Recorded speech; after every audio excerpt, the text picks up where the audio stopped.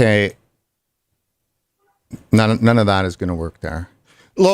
Michael, let's just, you've got a 120 you have to do. Can you tell him again? He's on right now.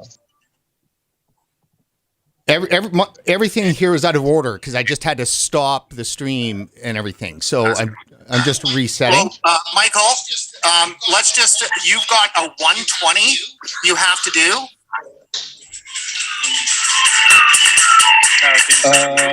Yes, but I can push it a little Brent, bit. we are live. I know we're live. It was out of order because I just had to stop the stream and everything. So see, we're live. Michael, I know. 120 you have to do.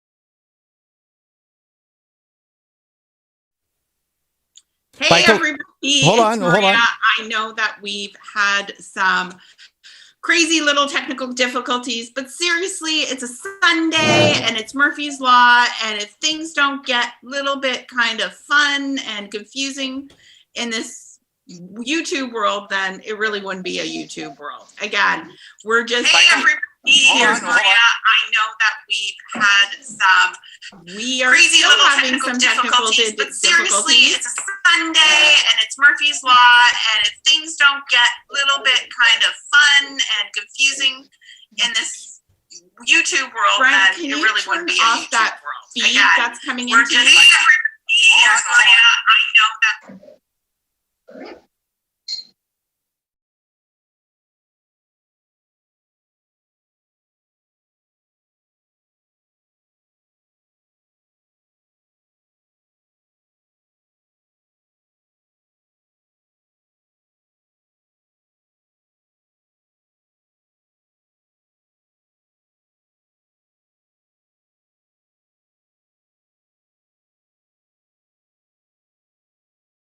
Vaping Day, and that's all that matters. We've got the live feed up, and the big thing is we have Michael here from the World Vaping Alliance. Michael, can you say hello to everybody?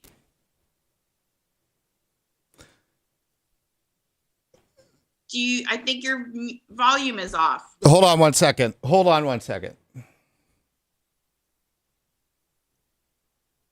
We have had some changes, so I'm just going to carry on here. Okay, so you should hear me.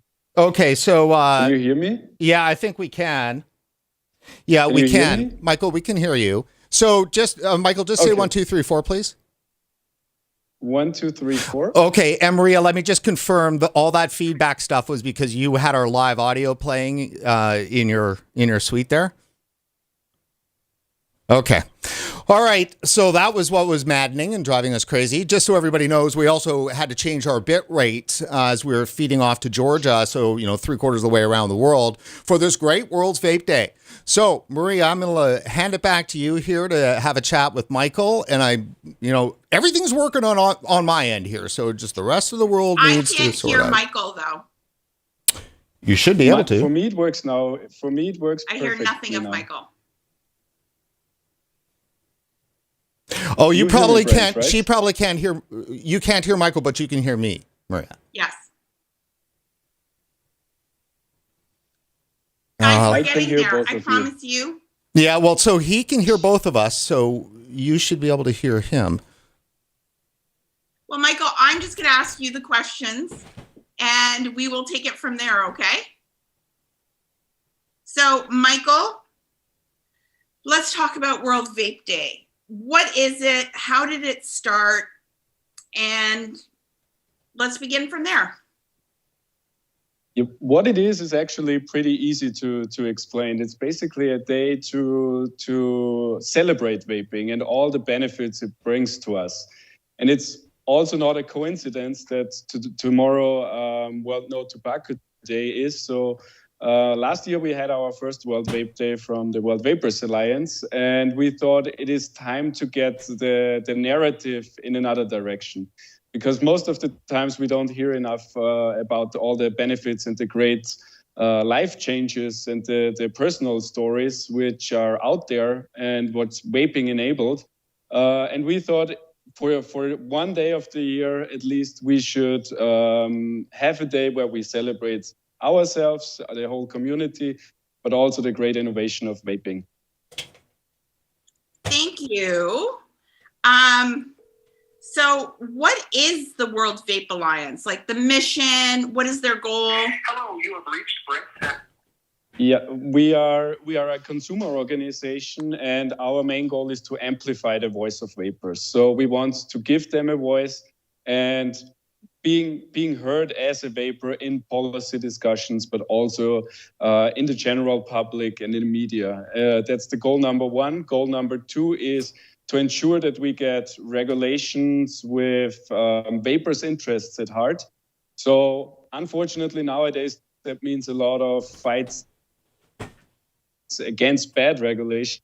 Obviously, that is a very important part of our work as well. And the third part is to combat misinformation in the media, but also generally. So if we think about gateway effect and flavor bans, things like that, we try to fight this as good as possible with the support of our community and obviously, like you, our partners. And that's already the part where I need to say a big thank you to you guys as well. So, Maria, that was a big thank you from Michael. You can't hear him yet, can you? No. All right. Well, you know what? Your questions are fantastic, actually, to be quite honest. Yeah. So, Michael, I know that time is a bit crazy because you have to go and hit another interview. But, in the end, I mean, how hopeful are you with regard to what's going on in the world? Because it seems that each year it gets worse. Yes, I mean, this impression we all have, I guess, and especially if we think about the two big milestones which are coming up with COP9 and the TPD review in the European Union. And what we hear from there, it seems very negative and what those kind of regulatory agencies want to do. But on the other hand, we just had a 4-hour stream. And when you hear all these great stories, what vaping organizations, consumer organizations, but also the vapers themselves achieve and change, that gives me actual hope. I can give you one short example. For example, in the Netherlands, they want to ban the flavors, and they put out a consultation because they have to do it if they want to implement a bill like that. And it turned out to be the biggest ever consultation for a health issue, with 98% of participants saying they are against the flavor ban. So there is a possibility that we get activate vapers, and I think if we do so, we can still push back on this kind of crazy regulatory proposals which are around us everywhere. Oh man, it's tough. but you guys are doing a great job. And thank you very much for organizing World Vape Day in this manner, because, I mean, we're very happy to be a part of it. We are happy for everybody who joins us, and especially of our very own partner organizations, because everything we do is only possible thanks to our partners and also individual members. So thank you for having this. And I'm actually looking forward after my interview to join the stream on YouTube and listen to your program as well. Well, we should hopefully have everything settled down then and going for the next couple of hours. Michael, thank you very much. Thanks, Thank Michael. you for having me, and thank you as well. Thank you. Take care and have a fun World Vape Day. Happy World Vape Day to all of you. Happy World Vape Day. Thanks, man. Happy World Vape Day. Bye-bye. Take care. All right. Oh, boy, Brent. Yeah, it's unusual for all the technical problems to have nothing to do with our end here on our side. So, well, yeah, it's just so weird. And I want to apologize to everybody. I did not realize I had the feed playing somewhere in the background of my computer. But first of all, we have over 50 people chatting on our YouTube feed, which is like absolutely incredible. So I just want to say hi to everybody on our YouTube feed. Thank you for joining myself and Brent. Maybe we should do some introductions, tell everybody who we are in case we have some new people here. Well, there you go. I mean, I'm Brent Stafford, and this is, Regulator Watch, our standard usual kind of show that we have, except for exploded out for World Vape Day. And actually, now would be a good time to just talk a little bit about DViNE Labs, because they're our title supporter for the event here. And we really want to thank Mike Methrall and the team at DViNE Labs. And DViNE is, in fact, Canada's largest contract packaging facility. So if you've got an e-juice in Canada, for sure, the chances are that it might be an actual DViNE product, like made in partnership with for their customers, which are the brands. So DViNE Laboratories, and check them out at DViNELabs.com. And we'll actually have Mike on the show a little bit later, and I'll certainly do a little bit better job talking about DViNE too as well. Maria? I am Maria Papayawanu Duick, and I am here today because, you know what, I'm just going to share this, and I shared it earlier, is that last year during World Vaping Day, I was like, why are we not doing something here in Canada?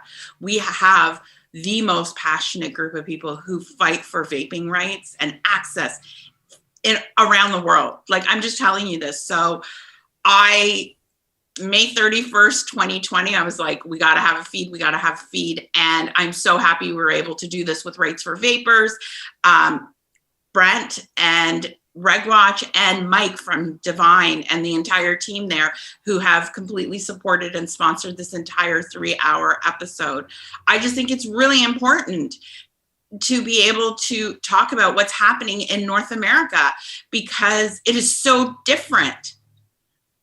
Like, it's like as if they want to just say, yes, science does change when you cross the pond. North American people are very different than British people. And you guys, vaping is dangerous for you, but not for the British.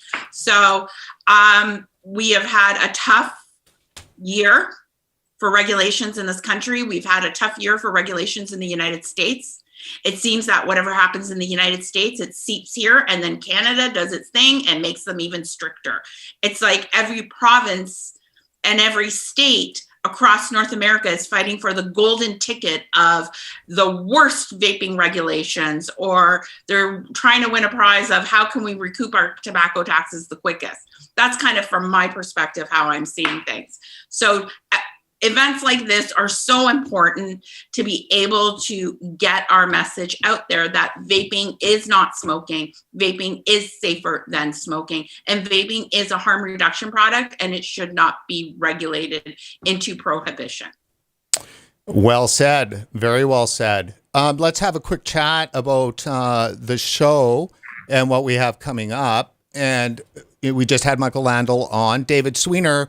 Not all of these are guests. Some of these are specific interviews we've shot pre-recorded so we can get away from some of the technical hassles we've had, which is great. And so we have Dave Sweener and Chris Lalonde, Mark Tyndall, Dr. Mark Tyndall. We've got a great reprisal piece on vaping is 95% safer, and that's with Martin Dockrell from Public Health England. We've got Dash Vapes. We have Dave Prath coming on for a live interview. We've got a great clip from Cliff Douglas, the former vice president of the American Cancer Society, and coming on. And then we've also got Phil Busardo joining us, and Mike Metherell, of course, as I mentioned, from DViNE Labs. Some activist, we're doing some activist stuff at the end. Daniel David and Sam Tam, Christina Zaidos, and Adam Ward will be joining us in our packages. So we've got quite a bit of stuff on the line here today. Well, you worked your butt off, Brent, to get this out here to everybody. So first of all, I am in awe of you every single time. I think you're an incredible broadcaster. You're incredible truth. You're an incredible fact sharer. Don't stop. I'm not. And the thing is that I don't know where we would be in Canada, in North America, if we didn't have a voice, didn't have a platform to share our voices and for you to share more perspectives. You've added such an important thing. And the fact that that we're working together and co-hosting this is like so amazing. So I'm saying, okay, so this will be the first of many times that I'll probably start crying. No, geez. Because that's just who I am. But I just think it's incredible. And the show we have up is absolutely incredible. You got Cliff Douglas. To me, that's like my goal list to get him on Between Two Vapes. He just needs to kind of answer my email. So Cliff, if you're watching. Well, that's great, Maria. Look, thank you so much for the kind words. I mean, we work hard, obviously, to try to bring coverage on this issue. It's a very important issue. I mean, people say, oh, it's life and death. There really is life and death. And not only that, we can't really allow public health, who control so much in our lives, and I don't think we need to point out too much about what's been happening over the last 15 months to clearly show that, and that's outside of vaping. And it's the same mindset that governs so many aspects of our lives. And if they're so willing to do what they're doing with regard to tobacco harm reduction, then what stops them from doing it in other areas that are just as important with public health? So it's a big issue. So, Maria, why don't you do a little bit of social media for us and let people know kind of what's going on socially, what they should be hashtagging if they can, and I'll queue up our next piece. Okay, that sounds good. So, guys, we have a chat happening in the YouTube page. I'll have access to it. You can ask questions. We will get them sent over to us. Also, if you want to hashtag World Vape Day, so WVD 2021, we will be able to retweet them. You can tag me, Rights for Vapors, or RegWatch. We'll make sure that we get those retweeted out there. Things that you like, no problem. Make comments, ask questions down there. Share the link to the YouTube feed so we can watch it, so other people can watch it. And yeah, just like get into that conversation. Share your stories. Stories matter. Like, nothing is more impactful than truth. And especially over these last 6 weeks, we've seen on Twitter, politicians, leaders of organ groups like, Lung Association, Cancer, Heart and Stroke, make really disparaging comments and misleading information. However, you have people on Twitter calling them out, correcting them. I shouldn't say calling them out. That kind of sounds rude, but correcting them. So social media, especially Twitter, is taking on such a good role. Also, Rights for Vapors is live tweeting this entire 3 hours. So you can follow there at Rights4 Vapors on Twitter. So are we almost ready for our next clip? We are definitely ready for our next clip. And so what we have here is a fantastic interview we've shot exclusively for World Vape Day with David Sweener and Christopher Lalonde. And for those that do not know, David is adjunct professor, faculty of law, University of Ottawa, and a renowned tobacco control expert. And Dr. Lalonde is a professor of psychology at the University of Victoria. He's an expert in research methodology and a very sharp critic, I would say, a very incisive critic of what's been going on. So let's sit back. This one is a good piece. It's a good 25 minutes or so. So enjoy the interview.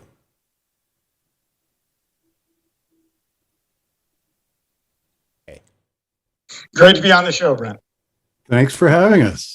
So our viewers may know who you are, and some, hopefully, we have some new viewers from around the world watching too as well. David, first, why don't you give some background, a little bit more background on who you are and your experience with vaping and tobacco harm reduction? Sure. Well, I'm a lawyer. I have worked. I was the first lawyer in the world to work full time on policy measures to reduce cigarette smoking, starting at the beginning of the 80s. I've played a big role in a lot of the legislative measures to reduce cigarette smoking. And part of that all the way along has been an interest in what do you do to reduce the risk for people who are going to continue to use nicotine. I mean, it's simply a rational approach. We had provisions like that in Canadian law in the late 1980s that I helped write. We lost those due to a challenge by cigarette companies. I've stayed involved in that. I mean, it's just simply... in all the work that I've done globally on tobacco control for a very, very long time, if it's going to be about public health, not about religion, not about saving souls, telling people how to run their lives, if it's about public health, you have to accept that there's a huge continuum of risk for the products. And we should be doing everything that we can to empower people to make better decisions about their own health, to reduce their risk dramatically. And so my interest has been on things like snus, moist snuff, pharmaceutical nicotine, a whole range of lower risk products. And as vaping came along and some of the newer technologies, I mean, that has been so important as something that can replace cigarettes. And we're talking about something that globally is going to be killing in excess of 7 million people this year because they're inhaling smoke into their lungs. Nicotine's not the problem. So this is actually a simple problem to solve. And you can imagine how frustrating it's been for me for a career trying to get people to say, it's the smoke, stupid. We deal with the smoke. We've solved this problem. Why do you keep attacking the alternatives to cigarettes, protecting cigarettes, rather than working pragmatically to do the things we should be doing in public health to help people reduce their risks? Now, Chris, you are in charge of educating young minds. Do tell. Yeah. For better or worse, I'm a professor of psychology. My training is in developmental psychology, mostly child development. And my work has been about particularly youth health and well-being and identity formation. And of late, I have become very interested in how, so we as parents and teachers and politicians as a society, we create the world in which young people develop, right? We set the boundaries, we create the context and the environment. And so when we make policy changes, we need to be more mindful than I think we have been about what are the implications for young people, right? How could this possibly have a detrimental effect on young people's well-being? And I think in the kind of debates around tobacco harm reduction, that's just true in spades. If you could think of ways to do this badly or more poorly, I can't, because they've been exhausted more in the US than in Canada, but we're catching up, right? So I think just thinking about the implications of policy for youth health and well-being is kind of my more narrow focus. But I just think it's important, right? I deal with it all the time with university students. So that's my story. And you've also got an expertise with the science too, especially in terms of understanding experiment structure and so forth. Fill us in. Yeah.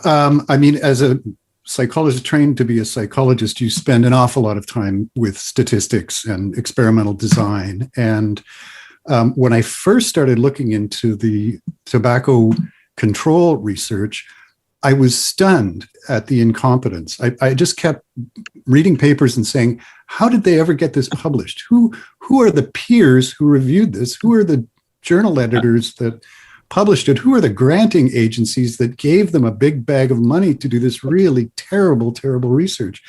And I guess I would have hoped that in the last 10 years, it would have improved, but It just simply hasn't. There's just a kind of mechanism for grinding out this stuff that seems inexhaustible.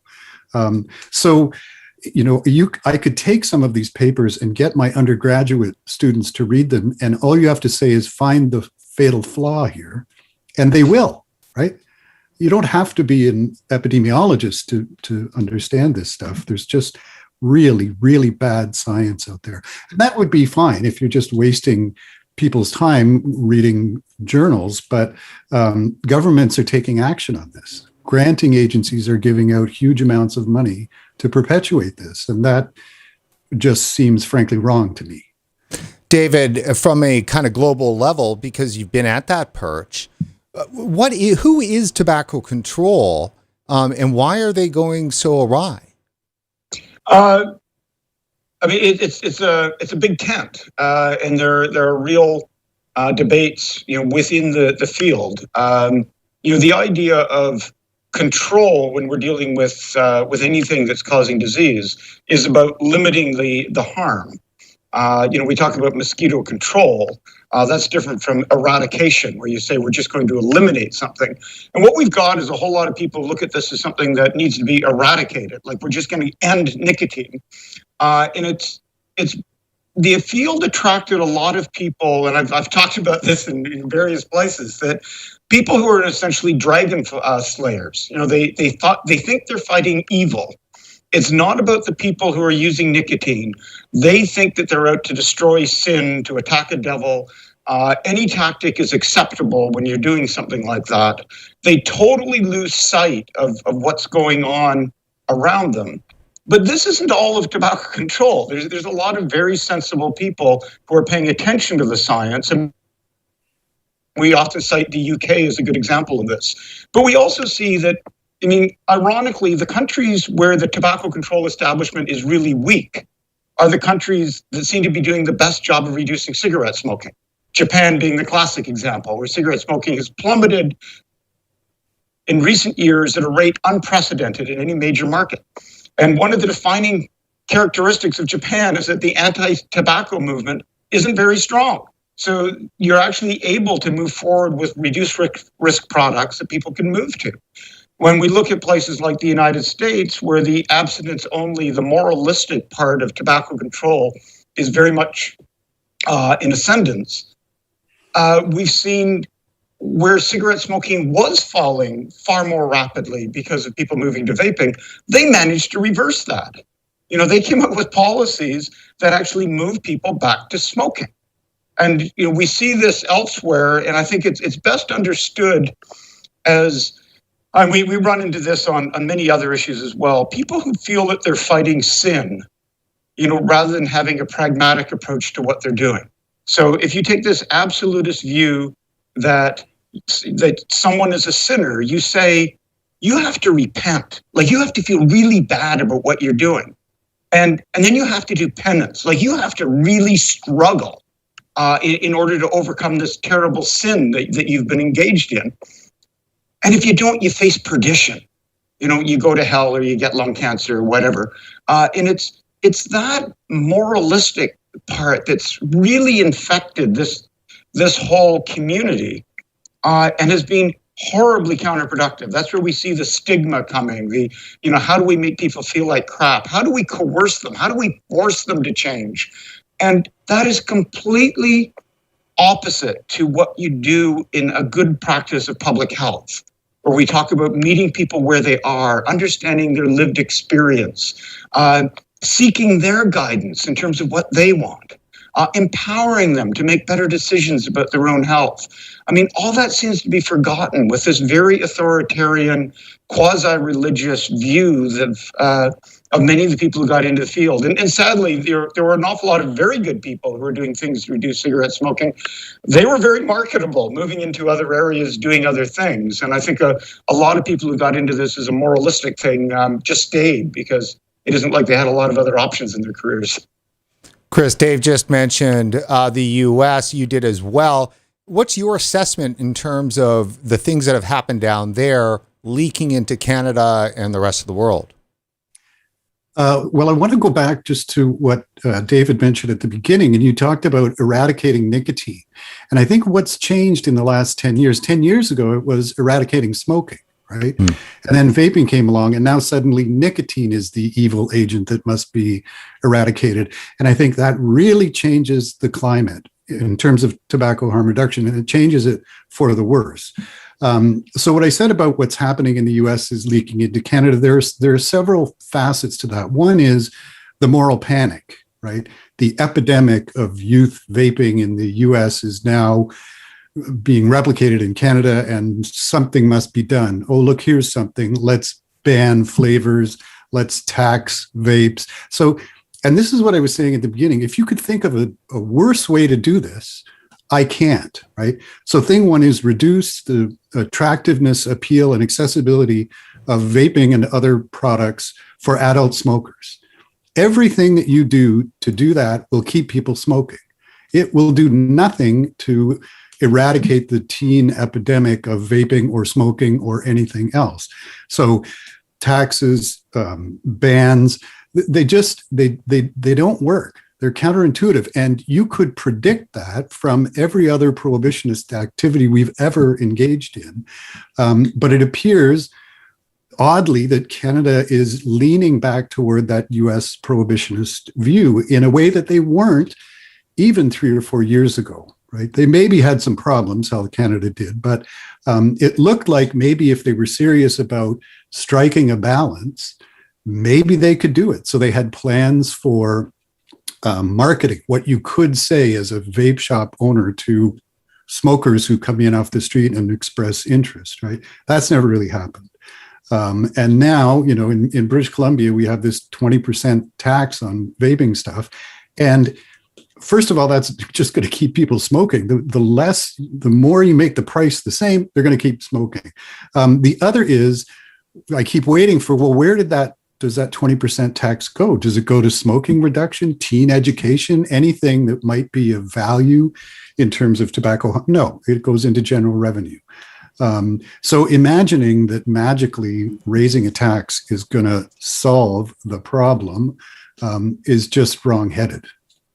And David, the federal government in Canada and actually down in the US, Congress appears to be moving in a similar direction in terms of a national excise tax on vaping products. Yeah. What do you make of that? In 2 words, it's crazy. We're dealing with substitutable goods, and we have a long history of seeing how you can move people from a more hazardous to a less hazardous product or service, and tax plays a huge role by shaping price. So if you look at what many countries did in moving people from leaded to unleaded gasoline, change the taxes so the unleaded gasoline is actually cheaper at the pump and people move. I played a huge role in what we did in using cigarette taxes as a way to reduce consumption. And it was a blunt tool, but it was the most effective one we had in those days. What we lacked were really good alternatives. So when economists speak, we're dealing with elasticity, how price affects demand.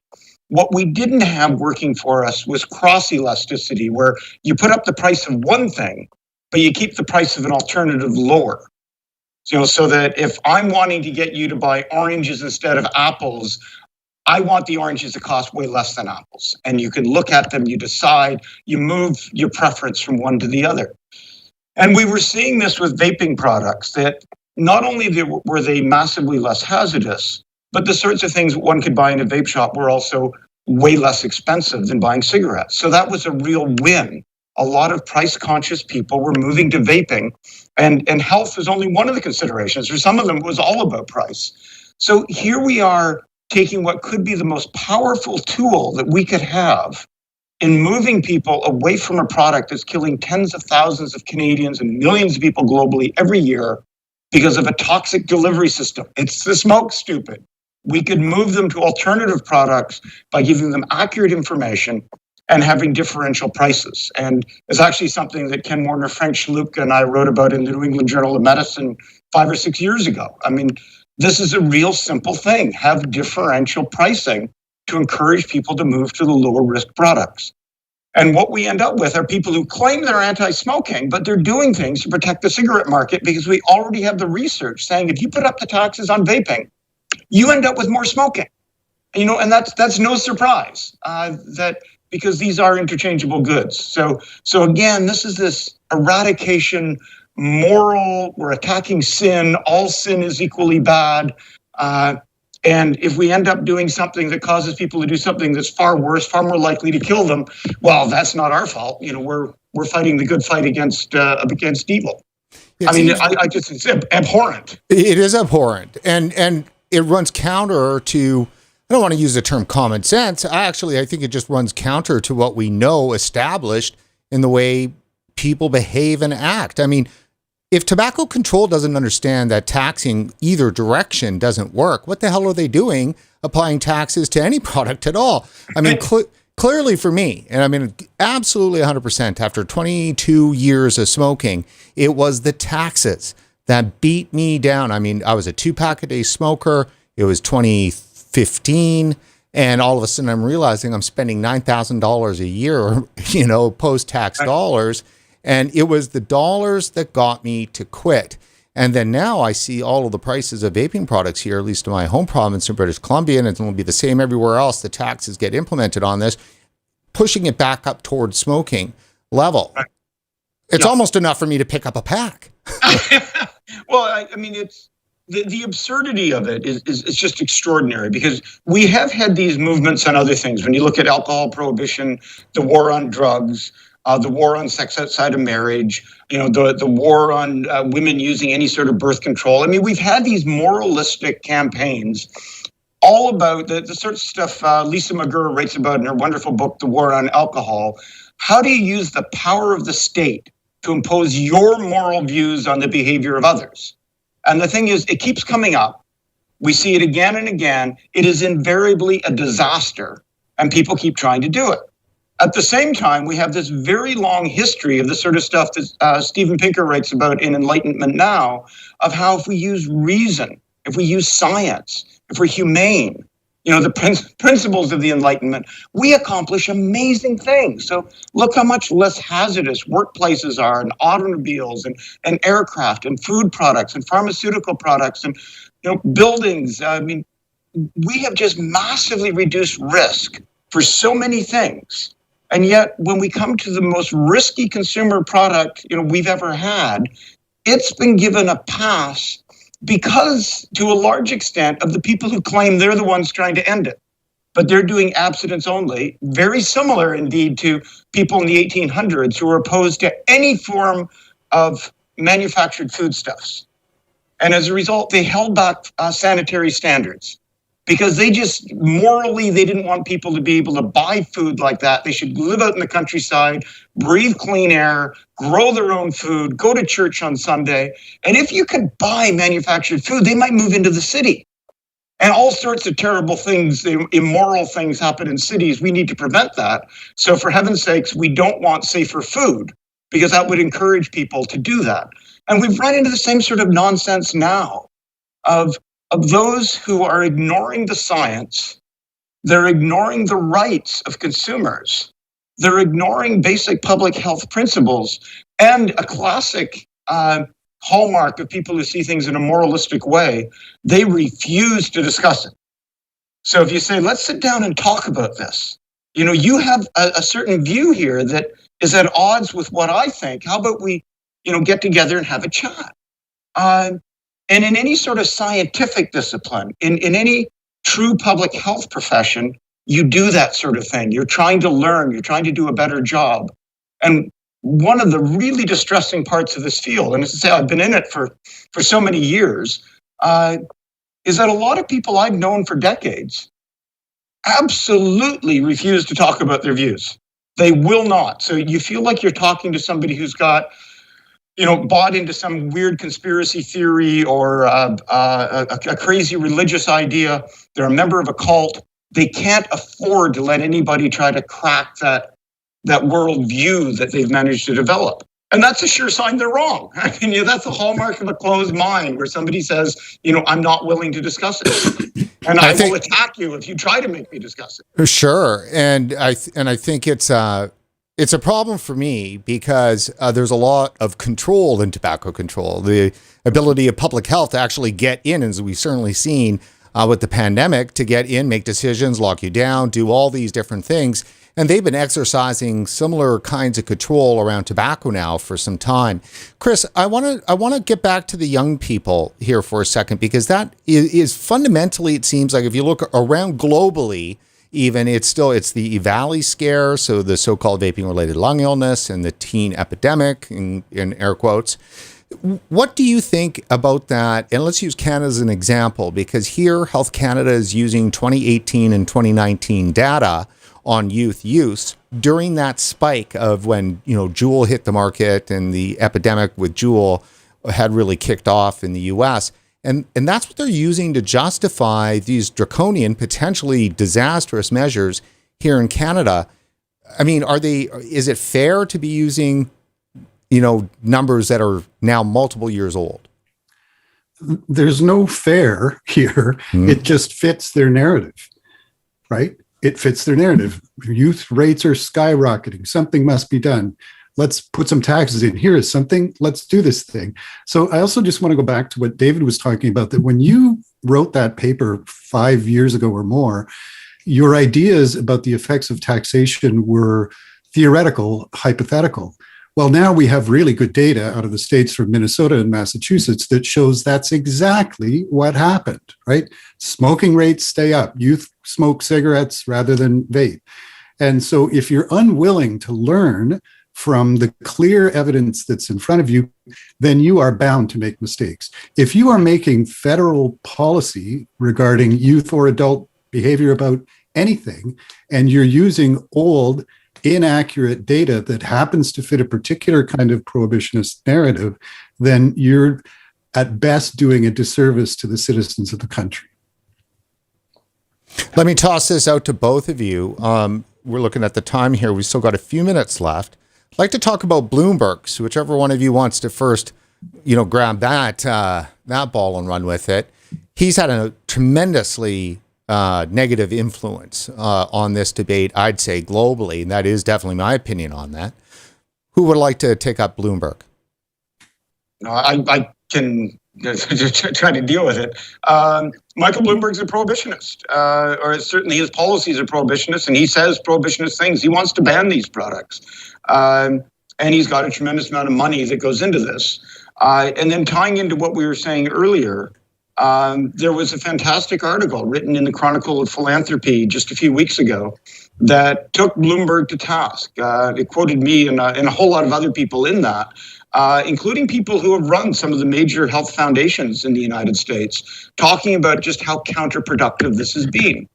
And challenging Tobacco-Free Kids and the Truth Initiative and Bloomberg's organization on the counterproductive nature of what they are doing. And they're doing it globally. That got a response from Matt Myers at Tobacco-Free Kids and the people from Truth and the Bloomberg staffers that was just nonsensical. I mean, what they wrote was nonsensical. Clive Bates then put together, and I recommend anybody look at clivebates.com, his blog, and maybe you can give a link to he completely demolished the arguments that they had made in response to this Chronicle of Philanthropy article. And in a rational world, if we were following the principles of logic and the Enlightenment, there's now a case there that Matt Myers has to answer. And, having known Matt for decades, I've written to him and said, you really need to answer this. You can't just ignore it. I mean, here's the case. What are you going to do about it? And he absolutely refuses to engage. And, to me, that's just saying guilty as charged. But, I think it's important that people put pressure on these people that if somebody does a real critique of what you're doing, to show that it's counterproductive and it's really well documented, that isn't the sort of thing you ignore if you're at all scientific, if you're at all professional. That's the sort of thing you ignore when you're a religious fanatic, if you're a conspiracy theorist, if you're out in some rabbit hole somewhere, and that's how they're acting. It's almost like the conspiracy theorists have taken over leading positions in tobacco control, and they've got a whole lot of money from Bloomberg to do tremendous damage. And so, I'm concerned that the show could be like a real downer. And I just want to say, what's amazing is that with all this aligned against vaping, vaping's still doing very well in a lot of places. Risk reduction products are doing phenomenally well in a tremendous number of countries globally.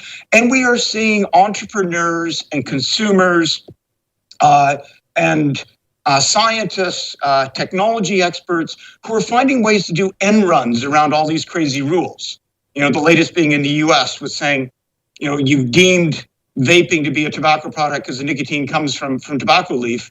We have now found ways to make synthetic nicotine. Doesn't require tobacco leaf. We're not caught by FDA anymore.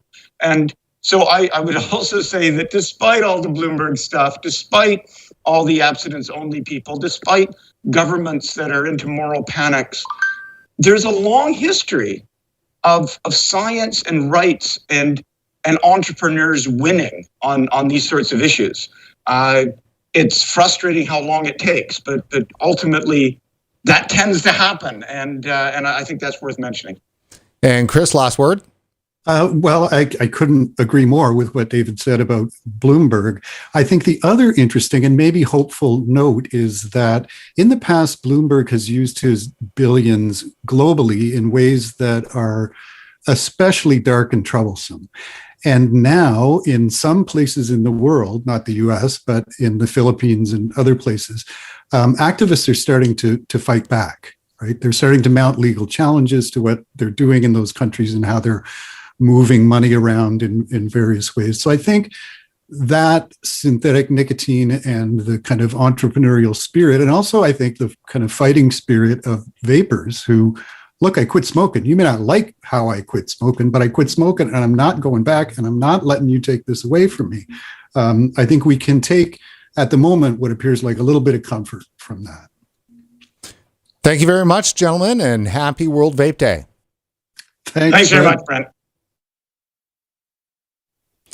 Happy World Vape Day.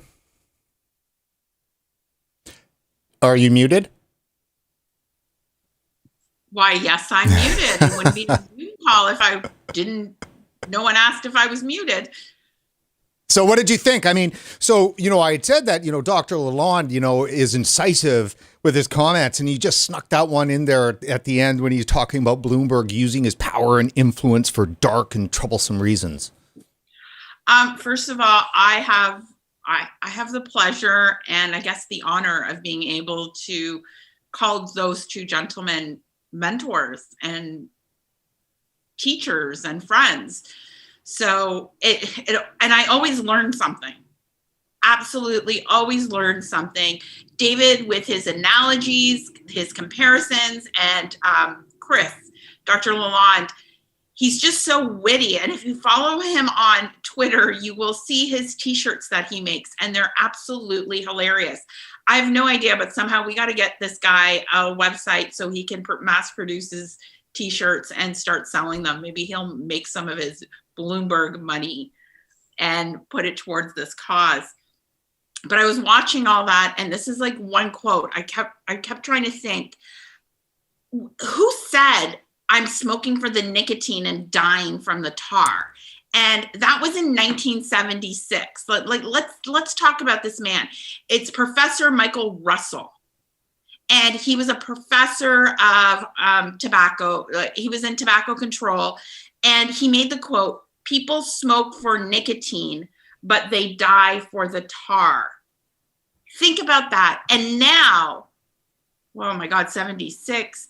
Oh my God, almost 50 years, like 45 years later, we are fighting, and the same people that were celebrating Michael for this insightful comment, which is harm reduction, are taking away and fighting tooth and nail and using every last dollar and all of Bloomberg's dollars to take away what Michael Russell, Professor Michael Russell, was aiming for: a clean delivery system of nicotine that would help people get their nicotine. And it's so like, I've personally seen the switch. Now all of a sudden nicotine's bad, but they can't prove how nicotine's bad, but they don't have to prove how nicotine's bad because they can say whatever they want. And we'll talk about the Canadian Lung Association a little later on. So don't forget about that, because the Canadian Lung Association is specifically New Brunswick Lung Association. And I'm sorry what's happening out in New Brunswick. They're having a fight for flavors, but they decided to misrepresent and just make stuff up. So yeah, there's a lot of that making stuff up. The S word stuff is the polite way to put it. You bring up Dr. Russell. Yeah, I think it's important to point out too is that the Global Forum on Nicotine, which is the 8th annual, is coming up on June 17th and 18th, which is normally at I think in Prague. No, in Poland, but it's going to be in Liverpool, England, this coming in June. And I highly recommend going online because you can participate on it. And Michael Russell is like the foundation of the Global Forum on Nicotine. So they do the Michael Russell oration, and I mean they pay a lot of tribute to Dr. Russell. We've got a minute and a half here. We're going to lead into your interview with Dr. Mark Tyndall. He's you got anything you want to say in preface to that? First of all, this is a sneak peek, the episode of Between Two Vapes with Dr. Tyndall. He's our last guest. So he would be in 2 Thursdays. So not this Thursday, but next Thursday. What's really incredible about Dr. Tyndall is that he is a true 100% harm reduction activist. He fights for all harm reduction.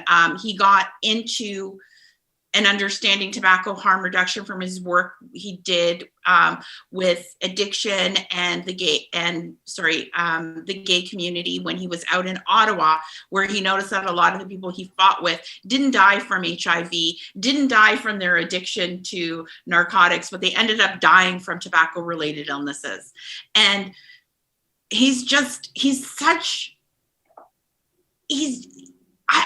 how do I say this? He's just like this brilliant man hidden in like an average, you would just like, an average Joe, and you wouldn't realize the brilliance that comes out of this man's mouth. Like, it's absolutely incredible. So I guess we can just go straight down and that we can. We are queued up and ready to go. So here is Maria's interview teaser with Dr. Mark Tyndall.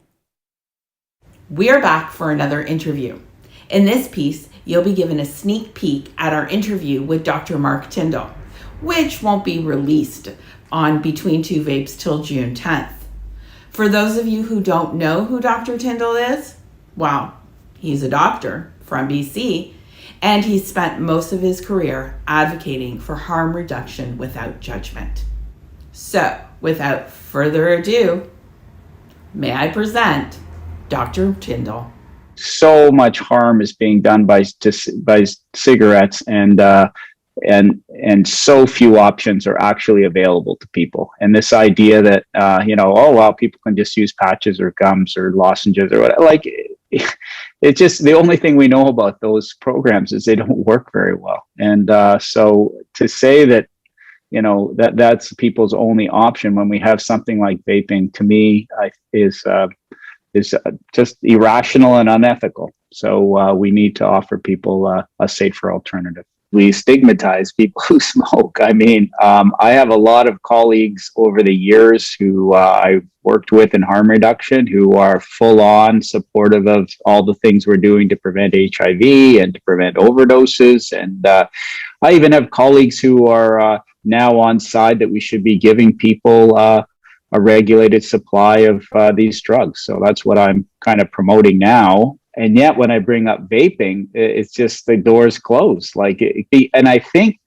because there's so much stigma involved in it, that people who smoke cigarettes are just really left up to their own devices. Like, you can't, just stop smoking. That's an obvious thing to tell people. And if you need a little help, here's a patch. But there's very little empathy towards people who have difficulty stopping smoking. Like, basically, if you can't do it, then you're weak. and you just have to try harder. For many of my colleagues who are, as I say, supporters of harm reduction in general, are not able to make the leap into vaping as a harm reduction intervention.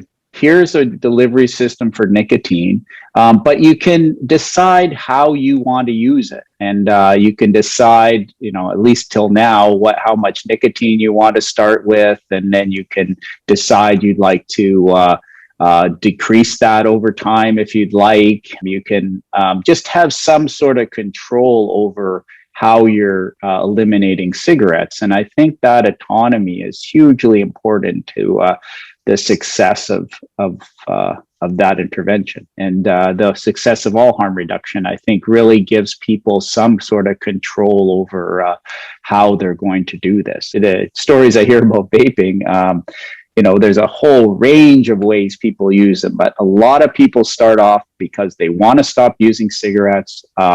They introduce vaping and they dual use for a while, and then they're able to eliminate cigarettes, and then they can start working on the nicotine content, and they have, they can have some control over this. There's really nothing in vaping that is more compelling to them than protecting the youth, right? That is a political winner, right? Nobody from any political stripes can go against protecting our children. And that's really where a lot of this is emanated from, what's happening to our youth in vaping. And it's really hard to turn back, when you come up with real data, how many kids are actually using them on a regular basis. Very few. How many kids vaping haven't smoked before? Very few. I mean, so we've created this moral panic among youth vaping that it's now very difficult to turn back. I think if you ask them, how many people would you sacrifice to cigarette related death to prevent one teenager from ever vaping? And I don't know, 1,000, 2,000, it comes down to that, you're really neglecting 5 million Canadian smokers who could really benefit from this, for the chance that some teenager somewhere could get a hold of these things and turn to cigarettes. So why talk to the 5 million smokers when I can talk to some teenager who's tried a Juul before and they say it's really bad. In the media, that speaks way louder than having somebody with lung cancer on TV saying, I smoked for 30 years. That person is actually demonized. Like, why the hell did you smoke for 30 years? What, you got what you deserved. You saw it coming. You should have stopped. And that's kind of the stigma and discrimination that's on us with smoking. It occurs to me that over the last few years, vaping's been even more highly stigmatized than smoking. Like, I think people, when I see somebody vaping outside or on the street, I often just say, good, it's good for you. Like, glad to see you're doing that, But I think people are more embarrassed of walking around with an e-cigarette than they are with a lighted cigarette. Like, it's probably just as much stigma involved in that now. And it's so unnecessary, and the media is highly responsible for that. Like, how that ever happened, how we don't look at people who, it'd be like telling seeing somebody in a car not wearing a seatbelt and saying, like, good for you. I'm glad you're not wearing a seatbelt. It's kind of what cigarettes are like. Like, of course you'd say you're wearing, oh, that's good for you. Like, so vaping should be looked at as, people are actually doing something proactively to reduce their risk of harm from cigarettes. And so we should be applauding those people, but somehow, I don't think people who are seen smoking are any more stigmatized than somebody who is seen outside vaping. I mean, it's like the same crazy thing that people look at you going, I don't know why you're doing that. It clearly nothing to do with the science, clearly nothing to do with any kind of information that we have that would indicate that vaping is anywhere near as dangerous as cigarettes. And somehow that's crept into the North American view of vaping. And it's sinister. It crept not only into kind of the general public, but also public health officials and the government. Certainly, they all view it very much the same. And yeah, I'm very much on the outside looking in to try and figure out where they're getting all their information from. You know, for all the pushback that you'll get from doctors about vaping, they really have very little else to offer. And most people have, you know, failed their programs, or I'd rather put it, most people have seen a failed program that they've been offered. They're not the failures, the program's the failure because it hasn't adapted and hasn't really offered very much. And somehow they're happy with, a stop smoking rate of 10% or something like that. And I challenge them to do a proper study, and they'd be 10% of people would stop on their own without their program. So it's basically, you know, their added value is quite questionable.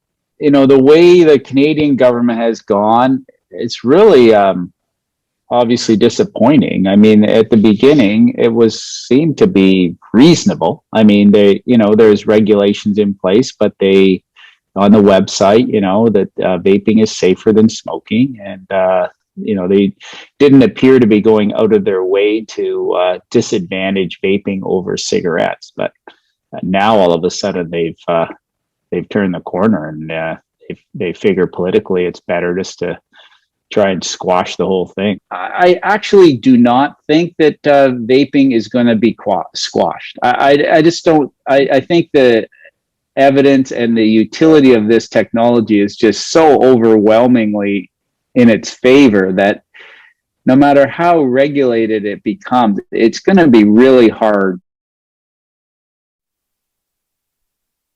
It's going to be really hard to kill the technology, Maria.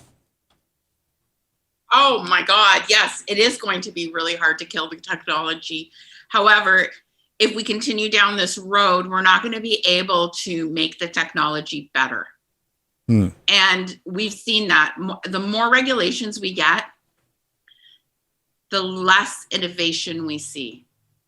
And that's where the scary part is. And if we think about when vaping was created back in 2003 and where we are today in 2021. So just a little side note, if anyone tells you that vaping hasn't been around for a long time, 2003, what's that, 18 years? 18 years. We have 18 years of anecdotal evidence. When will this anecdotal evidence be true? So I think Dr. Mark had a lot of great things to say there. Hopefully you guys can watch the full episode on Between Two Vapes coming up, not this week, but next Thursday. And yeah, so great. I'm glad we were able to get him on. Really good stuff, Maria. And before we head to our next clip, I just want to take a moment again to say big thanks to Mike Metherell and the team at DViNE Laboratories for title supporting our World Vape Day coverage. They really made it happen for us. And big time. DViNE Labs is Canada's largest e-liquid contract packaging facility located in Lindsay, Ontario. DViNE Labs is a 35,000 square foot purpose-built manufacturing facility that allows DViNE customers to take their ideas from concept to shelf ready in weeks. Beyond e-liquids, DViNE Labs product lines also include food flavoring, sanitization, and cleaning products, all produced under strict ISO standards. So do check them out at DViNELabs.com. And Mike's great. We got him on the show a little bit later. Yeah, I mean, can I give a little hint to what he'll be talking about? Sure. Well, he's going to, I'm for sure to say, talk about what the heck is a tobacco flavor. Yeah, no, it's a sticky topic too, I can tell you. Before we obviously get to Mike, we're going to take a moment to take a step back to listen to a short snippet of a feature interview that we did with Martin Dockrell, who's the tobacco control program lead at Public Health England. And all this discussion, and everybody has always heard this 95% safer. Well, where does that come from? Well, we've actually gone to the source to get to find out where it came from. Of course, again, this is about a 6-minute snippet of a feature interview we did, which you'll be able to find at regulatorwatch.com. Just search for Public Health England and Martin Dockrell. And let's take a listen.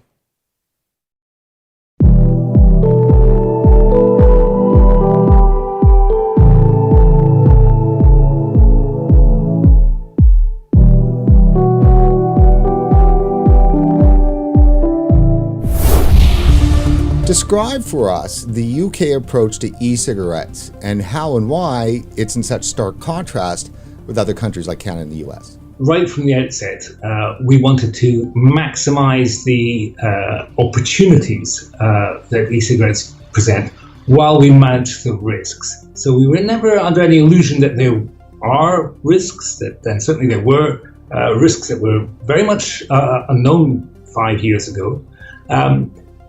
But equally, we knew the huge scale of the opportunity. We have 6 million smokers in the UK, in England rather, 6 million smokers in England alone. And that's 220 deaths every day from smoking-related disease. That's a plane crash every day. So that's the scale of the opportunity, stopping those planes from crashing. Martin, I'm going to describe for you just a little bit about the impression that vapers have and our audience has of Public Health England and what you all are doing there. You are like manna from heaven. Unbelievable.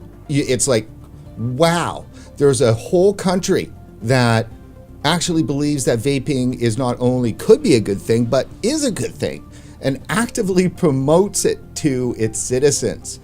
Describe that for us. Communicate back for us how that approach is. What's the embrace? If you're a smoker and you've not stopped smoking, try vaping. If you're a vapor, stop smoking. Okay, and that's a really important message. So we don't advocate dual use. We advocate smoking cessation. Stop smoking any way you can. And if that's with nicotine replacement therapy, great, go for it. If that's cold turkey, which is how I gave up, not once but a dozen times, then okay, there are more effective ways to do it, but if that's where you're going to do it, then okay, you'd think you might have done it already by now. But if you're not able to quit in other ways, definitely use an e-cigarette. And if you're vaping, stop smoking. I want to take you back to the 95% less harmful research that you were talking about earlier, because it really is a lifeline. It's a battle cry for vapers, at least in North America. So in 2015, Public Health England released an evidence report stating that e-cigarettes are 95% less harmful than smoking, than normal cigarettes. Now, this was indeed a seminal report. Describe for us the evidence in the report and what is the science behind the 95% less harmful determination? What we actually said, I think, was that e-cigarettes are far less harmful, and that 95% less harmful is a good way of expressing that. The 95% less harmful, the 5% of the harm, that subsequently appeared in the Royal College of Physicians report. It first appeared in a report published in 2014 that was led by Professor David Nutt. And David had done this kind of study before where it was a kind of professional consensus process where you get a bunch of experts in the room. So we published in 2014. I guess we were doing the workshop in 2013. And we looked at what data we had, for example, on fires. We knew that smoking was the largest cause of domestic fires. There was little evidence that e-cigarettes were causing any domestic fires at all. We looked at what evidence we had about cancer risk and toxicant exposure, etc. And we had some data on that. And on the basis of the data we had, we looked at a range of products, including snus, smokeless tobacco, different types of smokeless tobacco, e-cigarettes, nicotine replacement therapy, shisha, cigars, small cigars, cigarettes. We looked at the harm to the individual, and we looked at the harm to society, and we made an assessment on each of these criteria, both how much more harmful it was, and how important that harm was. And then the computer churns out a figure, and you see that the index is cigarette smoke, by far the most harmful, that gives 100 points, and then small cigars, and then e-cigarettes, which come in about 5% of the risk, and then nicotine replacement therapy, not 100% risk-free, because there's this small risk of, for people with heart conditions. You've got the 5% of potential harm. How conservative is that? Like, if you were to go through everything today, would it be the same number? Well, we published that study 5 years ago, and now we have 5 years more data. We have these excellent biomarker studies. We know much more about what's in e-cigarette vapor and how that might affect bystanders. Not at all is the shorthand for that one. And so, it would depend on the experts you got around the table, but I think looking at the data that we've got, it would be less than 5%. It would be substantially less than 5%. That's amazing. Substantially less than 5%. So, I mean, it's not just 95% safer, it's much better than that. It's interesting because when did you do this interview? That interview, interestingly enough, was done about a month before the first eValley case was made public. So this was in 2019. We did the interview, I think, in July, and I held it for several weeks because, don't want to release an interview of this quality, in the dog days of summer. And then bang, third week of August, eValley hit. We released this interview in early September, which was, a nice anecdote. Not that it meant anything. But it's amazing. And could you imagine if Health Canada was doing an interview like that? I mean, this is Public Health England. Well, here's the thing. I've heard this before, and this was like back in 2016, 2017, was, the World's debating if this is 95% safer, whereas Public Health England is debating, is it 96, 97, 98, 99? Like, that's the crazy part. And I am so tired of saying we don't have the science. Whoa, we have science. And as he said, we have biomarkers. We can follow up on this. We've got 7 years of research since that went out. Yet, you know what? It's from England. So let's belittle them and make them less important so we can ensure that we still have people smoking in North America. Yeah, it's mind-boggling, no doubt. So in leading up into our next interview, we have our next guest live here waiting to go. Yes, we do. Fantastic. And let me preface this is that this 95% safer, that's making a comparison between a vaping product and a tobacco product. And that's illegal to do that in Canada. If you're a member of the industry, you can't say it. You can't even type that in on your social media. Even if you happen to work in industry, as you know so well. So there is a massive move that's always been in place in tobacco control that limits people's and organizations' speech around the issue. It's crazy that you can't make a comparison between the two. And in our interviews with Health Canada, they've made comparisons as well that were favorable to vaping. And I recall in one interview saying, what you're saying now would be illegal once, vaping becomes legal in Canada. Leave it at that, because here's the deal. We've got Dash Vapes on. Dave from Dash Vapes. Dave, you there, buddy? Hey, how's it going? Hello, everyone. I'm so excited. I just adore Dave. Thank you. Thank you for having me on the show. We're very excited to be here. Well, and key thing, besides obviously you're like cool for school, not too cool for school, but cool for school, is this issue around censorship. Because, those of us that have been covering this issue with regard to vaping for some time are always banging our heads against the wall with YouTube and Facebook and so forth. But some unique and tragic things have happened to you guys. Do you want to do a quick lead into the sizzle reel here, or should we just go straight into it? Sure. Why don't we just go into it, and then I can kind of explain kind of the full timeline after that. Okay, super. All right, so we're going to go to a package here and then back with Dave live.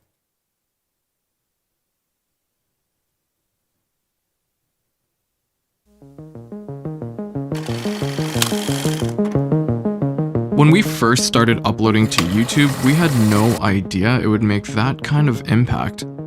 I remember uploading the very first video for Dash Vapes. I think it was a review for a Kangaroo Tech sub box, and feeling a rush of excitement.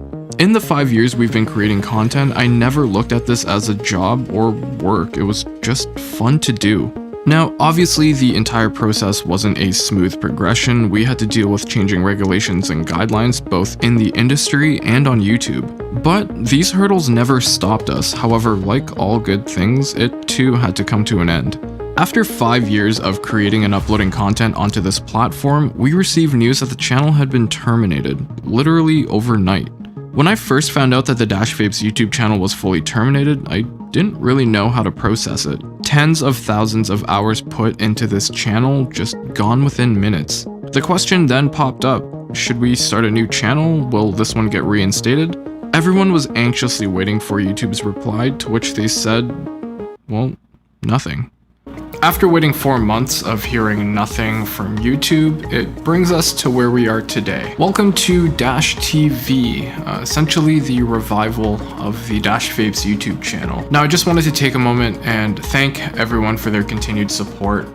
We're very excited to be back on this platform. And of course, happy World Vape Day. I'm extremely excited to be able to speak and chat to all of you lovely viewers out there.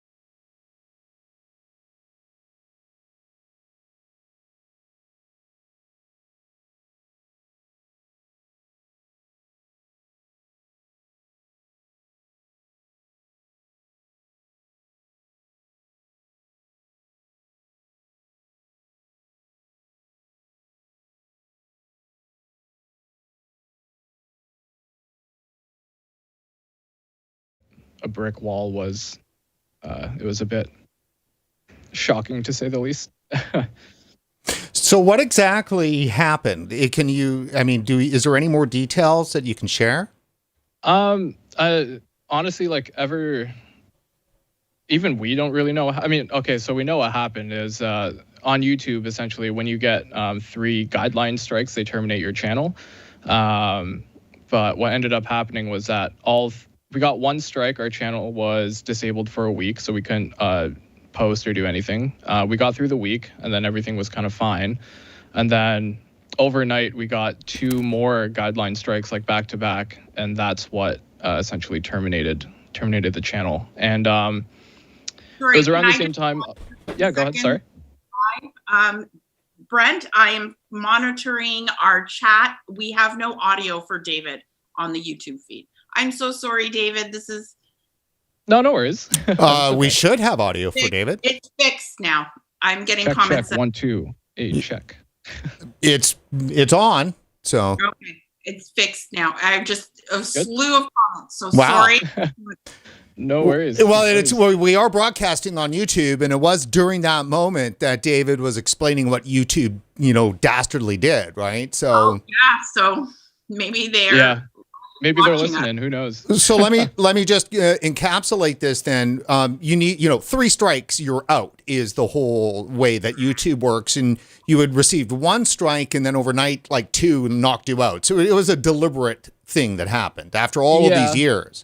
Yeah, after all these years, and it was around the same time that other channels were also kind of going through similar steps. The only difference is that the other channels eventually got reinstated, and Dash, our original channel, just kind of went nowhere. And the nail in the coffin, I guess, was we went to go inquire because at least what we wanted to do was get that 5 years worth of content back, so we can download it. And YouTube replied saying that our channel does not exist anymore in their system. So, oh my goodness. So the full erasure. Yeah.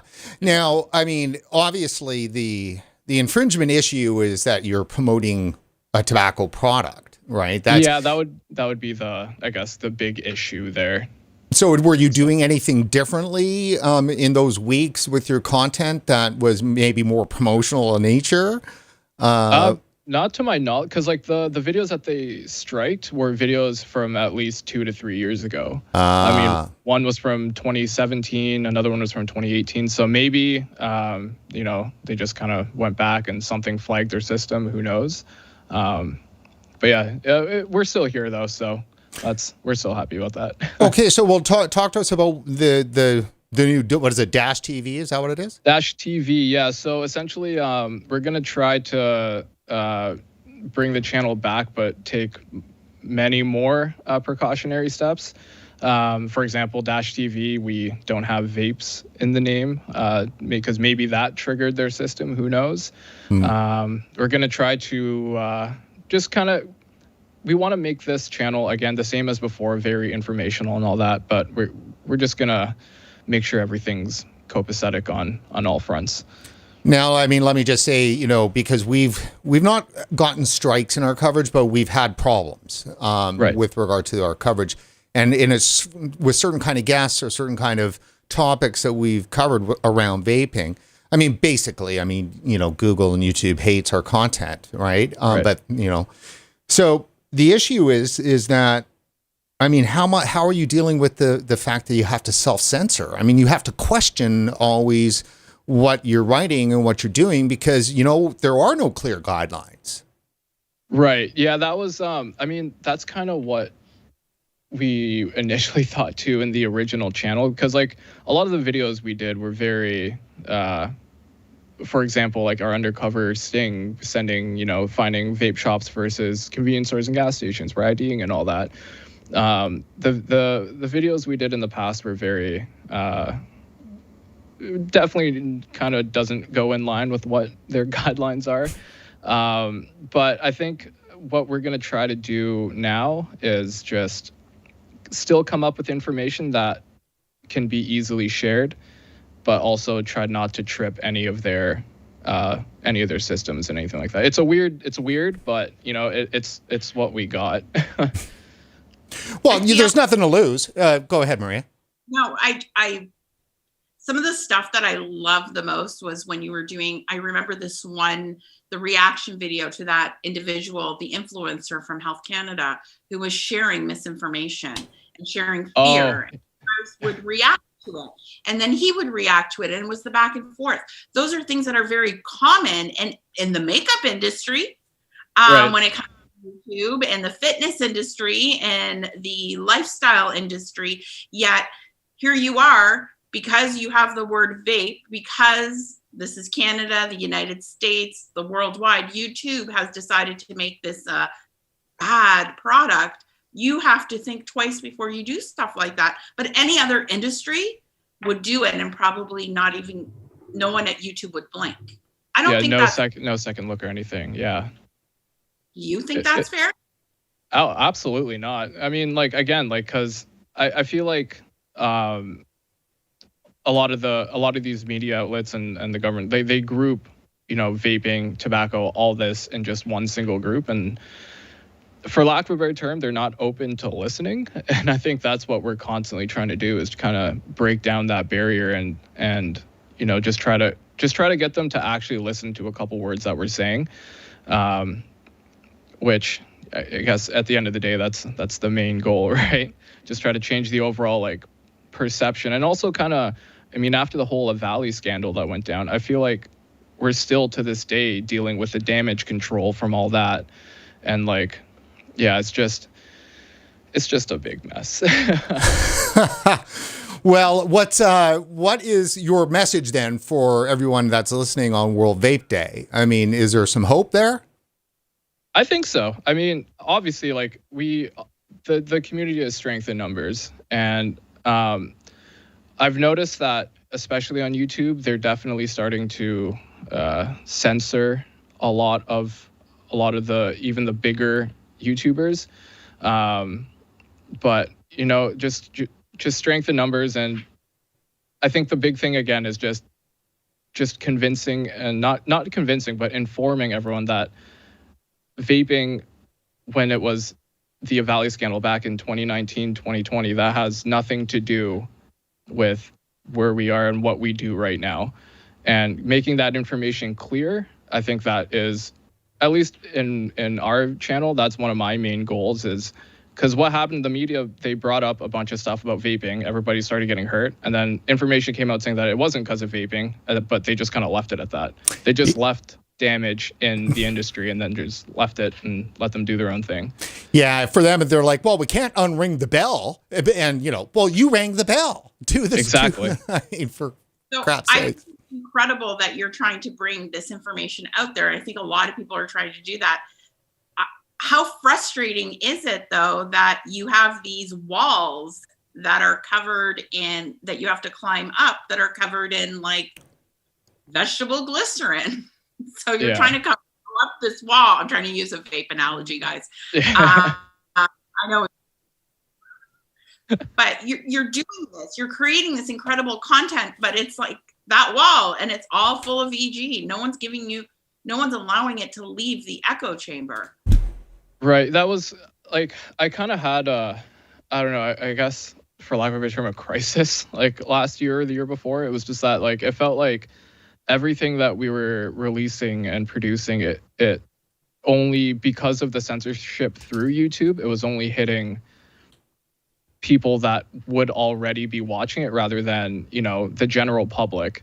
And it was kind of tough because you would get people trying to put out the actual information on vaping and the real information on a Valley, but then it would go to maybe 10% of YouTube, whereas other companies like Truth and all these anti-vaping platforms, I guess it's because the money's behind it, I don't know, but they reach, tens of millions of people. And it's frustrating, but, it's never stopped us. Well, sorry, can I ask one last question, if you don't mind? Because I want to get David's perspective as a content producer. What do you think about the Marvel comics that were created for the anti-vaping movement? What are your thoughts as a producer on those? The whole Marvel thing was, I mean, when I first came across that comic, I actually thought it was satire, because I was like, there's no way that this would happen. But then lo and behold, I went to the channel. It's the official Marvel YouTube channel. I mean, it has, obviously all that happened is that, the FDA and the Real Cost, which is the other company, just gave them a bunch of money and got them to produce this. But I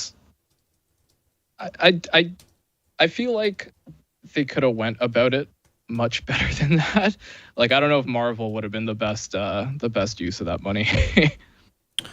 Well, I think Stan Lee was rolling in his grave, because I had an opportunity to him in 2006, and this was not what Stan Lee created Marvel Comics for. So absolutely not. It was all again, I thought it was just a joke at first, but no, it's real. It's there. Well, you know what, Dave? I mean, it's a crazy world, and thank you so much. I know that so many people, I as a content producer, value your content, and I'm so happy that you're continuing to make it. And obviously, too, everybody at Dash that makes it happen. So we're going to have to jump off of this now. So thanks a lot, man, and happy World Vape Day. Awesome. Thank you very much for having me. I'm very excited to be a part of this World Vape Day, and happy World Vape Day, everyone.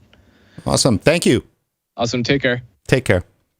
So Maria, we just let's just do a very short lead. We're gonna jump right into our next clip, and we've got Phil Brisardo waiting on the wings here for another live interview. So for those of you that we've grouped all of the YouTube stars here all at once. So our next clip is a very good one. Again, and we're always teasing. So, but the fact of the matter is that we do long form interviews on RegWatch, and just same with you with Dr. Tyndall. You got some long form interviews, which have been great, by the way, your interviews.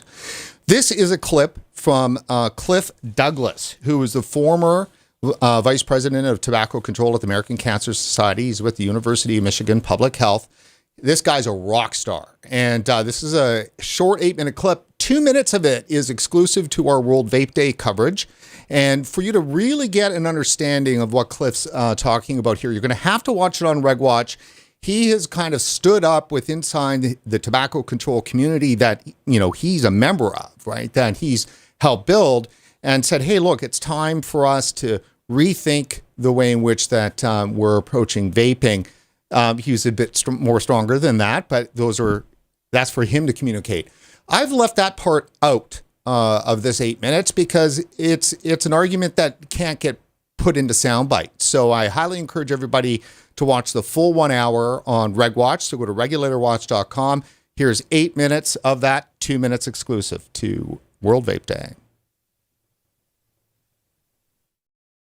Oh, well, thanks, Brent. I have in some ways an overly long resume in this area. I got started 33 years ago as the assistant director of the Coalition on Smoking or Health, which at the time was the sort of the only game in town nationally in the United States representing the three large voluntary health organizations, the American Cancer Society, the American Lung Association, and American Heart Association. I worked at that time, for example, on coordinating the national effort to remove smoking from airplanes domestically and then eventually internationally. That's something people tend to be familiar with. But over the years, I spent time working in Congress as a special counsel. I'm an attorney by background on tobacco issues. I helped get started, for example, the investigation that was conducted by the U.S. Department of Justice into the decades of misconduct by the major cigarette companies in the U.S. and around the world that eventually led to a racketeering conviction, a civil conviction in a federal court in 2006. I've served as the consulting tobacco control policy advisor to the U.S. Assistant Secretary for Health, who actually oversees the Office of the Surgeon General, and then I played the same role for the U.S. Surgeon General.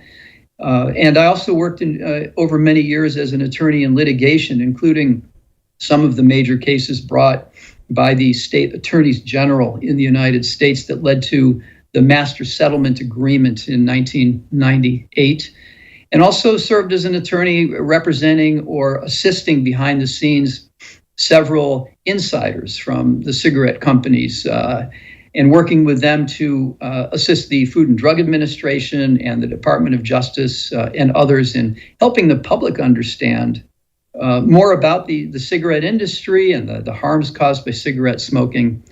And so I've been involved in many aspects of this, call it the wars, for many years, and most recently until last year had served for 5 years in the senior leadership at the American Cancer Society, leading tobacco control efforts there for the one of the oldest and largest voluntary health organizations in the U.S. Do you believe that vaping is as harmful or even more harmful than smoking? Because that certainly is the public belief today. Of course not. Of course not. And burning, combustion is the bottom line there. Products that are heated below a certain temperature will produce some chemicals, some of them that appear in cigarette smoke, but by and large in much lower quantities, at much lower levels. And the evidence to date suggests that they're much less hazardous, whatever the percentage is, much less hazardous. And for those smokers who have been unable or unwilling to quit smoking, using conventional regulated medicines or by other means, e-cigarettes, vaping products, have for a number of people provided an alternative. And it's not simple, and we can talk more about how that plays out. But this is because these products are clearly, in general, less hazardous. We're winding our way through to the issues around EVALI, the so-called vaping-related lung illness, because that's had such a huge impact on things, but it's by far not the only thing that, before that happened, there was the epidemic of teen use. I'll comment on the terminology here that you've raised having to do with having deemed youth vaping, the phenomenon, as an epidemic. I know for a fact that language is chosen sometimes not based purely on its scientific merit, but it's chosen to make a point. It's chosen to send a message and influence behavior. And I wasn't there in the deliberations at the Centers for Disease Control or in the Surgeon General's office or at the Food and Drug Administration when this was being hammered out. But I can tell you that among some colleagues at the American Cancer Society and elsewhere, we didn't think it was the right word. You wouldn't have heard that publicly, but we were concerned that it really didn't fit the definition of epidemic. But when you had the Surgeon General announce that this is an epidemic, and then that mantle was picked up by my friends in the Campaign for Tobacco-Free Kids at other leading organizations, and then on Capitol Hill in Washington, you just heard epidemic everywhere. Now, I get it, because I've specialized in messaging for many years in this field, and in the interest of promoting public health, you need to get people to pay attention, and you want people to act on your guidance, your advice, your concerns. But there was some misrepresentation involved. And I think now it would behoove some of the leaders in this area, both in government and among the non-governmental organizations, to level with the American people and people elsewhere and say, this really isn't at the level of epidemic, but we do have a serious concern about the number of kids who are being exposed to nicotine. But at the same time, we want folks to understand that there are gradations here, there are nuances, that these products are not all the same. They are not all created equal, and that there actually is an opportunity here to also help millions of adults use products that may help save their lives. And that's really, the essence of what I think we need to be focusing on now is leveling with people, giving them the most accurate information possible, and pull back on the vitriol and the easy misrepresentations that I think come, these shorthands that people use to try to make their case. Cliff, it seems often that consumers are left completely out of this discussion. And I think when consumers are mentioned, it's because they're no longer smokers, they're actually vapors. They've settled into some time vaping, and they're a consumer now, and they're completely left out of the conversation. Consumers seem to hardly be addressed at all. When you hear the discourse from my friends at the Campaign for Tobacco-Free Kids and others, it's chiefly about kids and vaping. And look, you're just not hearing about the large community of too often disenfranchised and marginalized adults all around the country and beyond the United States who have attempted to essentially save their own lives by using alternative products, vaping products and others, but who just don't have a voice. They just don't seem to count. And I don't think it's because my friends and colleagues don't care. I know they do. But I don't think the narrative really fits what they're seeking to message these days. And so it gets left off to the side. Is there anything else that you can think of with regards to kind of the global thing that's happening right now that might be of value to share? I think that what we're talking about at a certain real level is a human rights issue.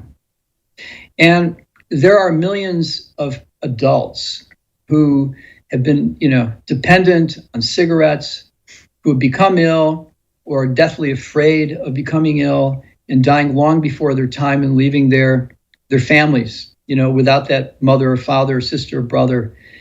And they have a right to be heard. They have a right to be supported. And I think that their sort of disenfranchisement in this debate out there, particularly in the US, around vaping in kids, is a really unfortunate, more than unfortunate, a side effect, hopefully unintended, of the way this narrative has been playing out. Folks need to be heard, they need to be respected, and they need to be supported.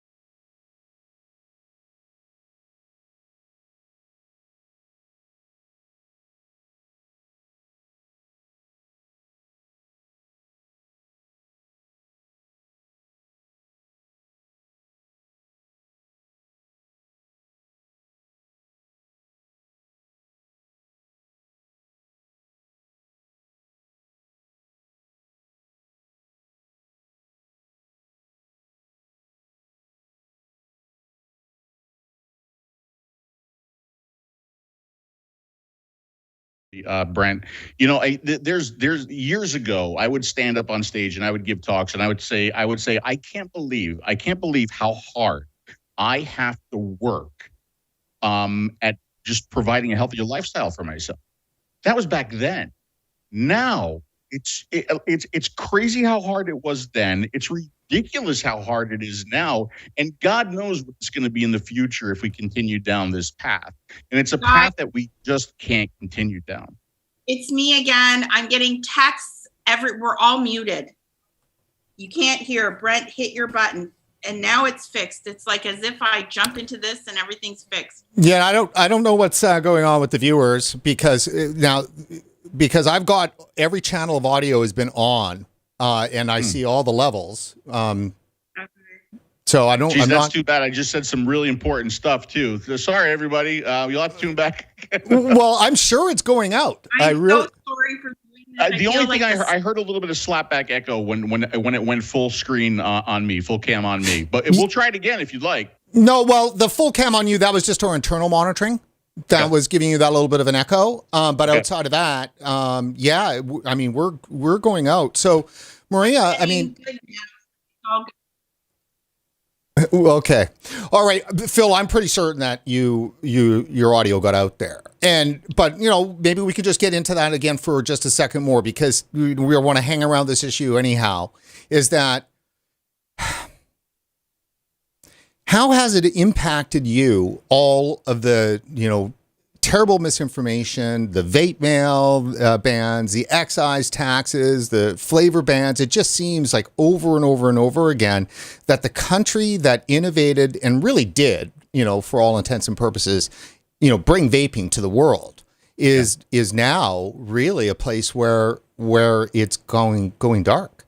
Yeah. Well, what I was saying before was, you know, I used to give talks and speeches up on stage, and we would talk about, like, I can't believe how difficult it is for me to find a better lifestyle, lead a better lifestyle for myself and not smoke, how difficult and challenging it is. And that was back then. Now it's even worse. And what's it going to be in the future if we continue down this path and things like PMT? What if no PMTAs get through? What if things start to get enforced? Right? I mean, what's going to happen? The thing that's really interesting, though, that you asked the question is, how has it affected me? And I'm going to say something very, very selfish here, because it hasn't affected me a lot, right? Because if you think about people who've been vaping for a long time, we're going to figure out how to do things, and we're going to figure out how to get our products, and we're going to have friends of friends of friends who are going to help us, right?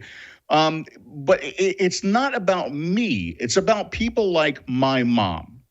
When my mom walks into a vape shop and she goes, "What do you mean I can't have my strawberry flavor?" Because she has no idea. She has no idea. And what does she do? How does she fight that? How does she combat that? Does she go back to smoking now? You know, or even, like, more important, what about the smokers who haven't found vaping at all yet, right? Because all they see is negative, negative, negative, bad, bad, bad. Fear-mongering. It's horrible what's going on right now. Look, I understand we got to keep this out of the hands of the kids. I don't think there's anybody in this chat, anybody in this show, anybody who's watching who's going to say, disagree with that, right? But like Dimitri and I, we always talk about balance. So if we're going to balance things, then we have to keep it out of the hands of children and make it readily accessible to the adult. To the adult person who is vaping right now, and to the adult person who is smoking, who has tried all the approved cessation products and have not been able to get off the cigarettes. For those people, this product needs to be accessible. You know, I would be, and we're a little bit looser here on World Vape Day in our coverage. So, you know, this is a more casual conversation. So let me just say that I often just want to wring the necks of these kids that are causing us these problems. And how come every time public health and the tobacco nannies are out on vaping, they aren't also at the same time saying our kids have to stop. They have to take some responsibility for what they're doing, blah, blah, blah. Every time a kid vapes, they're putting in jeopardy access to an adult who needs a vape. Brand. But they don't ever say that. Brand, look at the word you just used. It's 2021. Responsibility is a bad, bad word. Right. You can't use that word.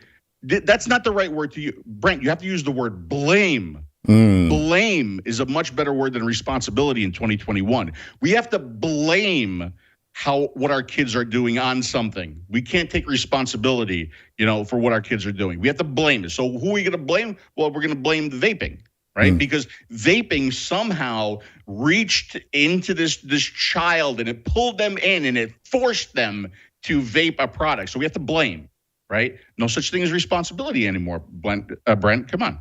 Yeah. Maria? Oh my God. Guys, you have to remember, I own a shop. So during lockdown, I've had parents come to the door with their kid. And like, I'm not going to sell to a parent with their child there. I'm here because my kid, you won't sell to my kid. Like, it's my fault. I won't sell to their child. And so now you have to sell to me. And it's really interesting because there is zero accountability. I don't even think the word is responsibility. It's accountability. Be accountable for the actions that you are doing with your children.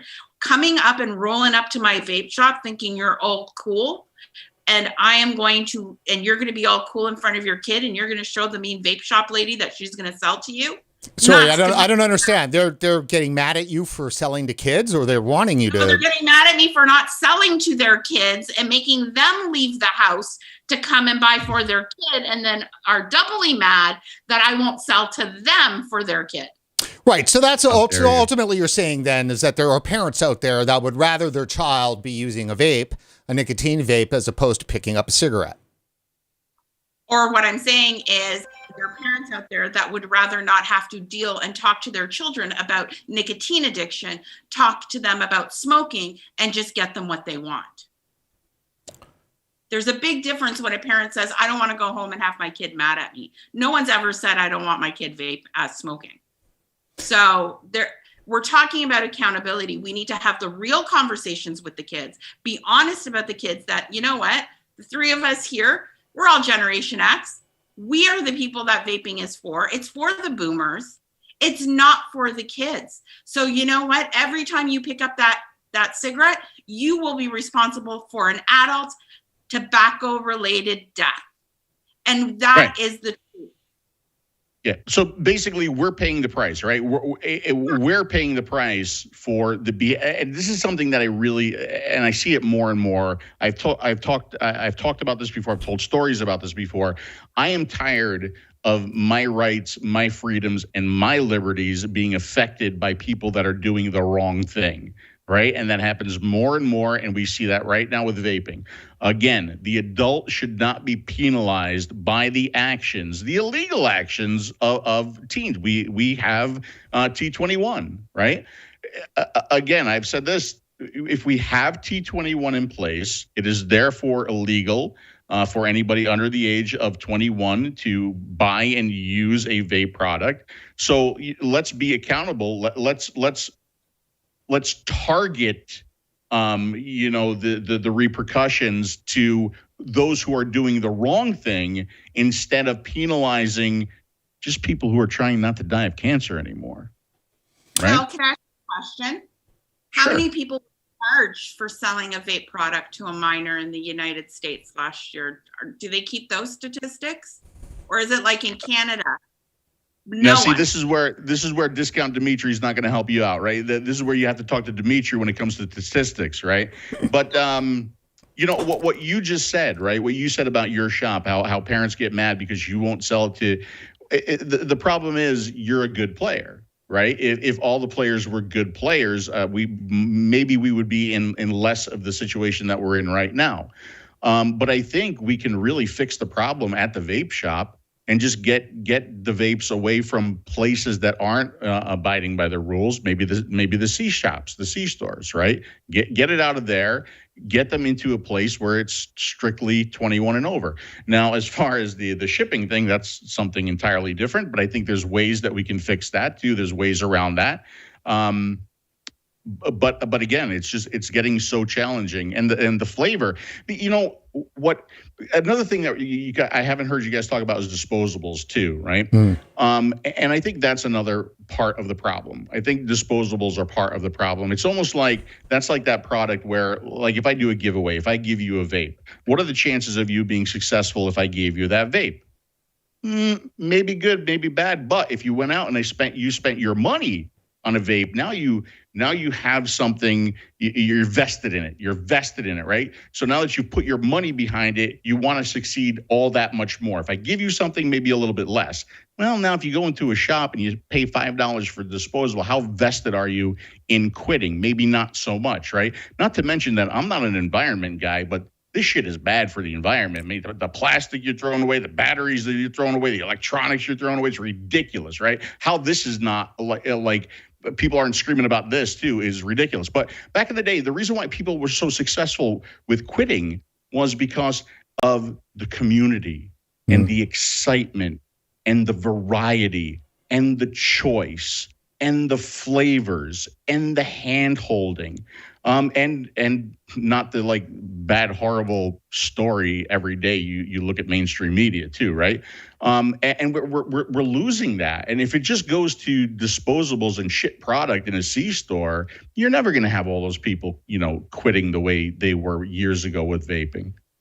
Yeah, what we're seeing is that we're getting those the community, the access, the innovation, all that is getting regulated out of this product.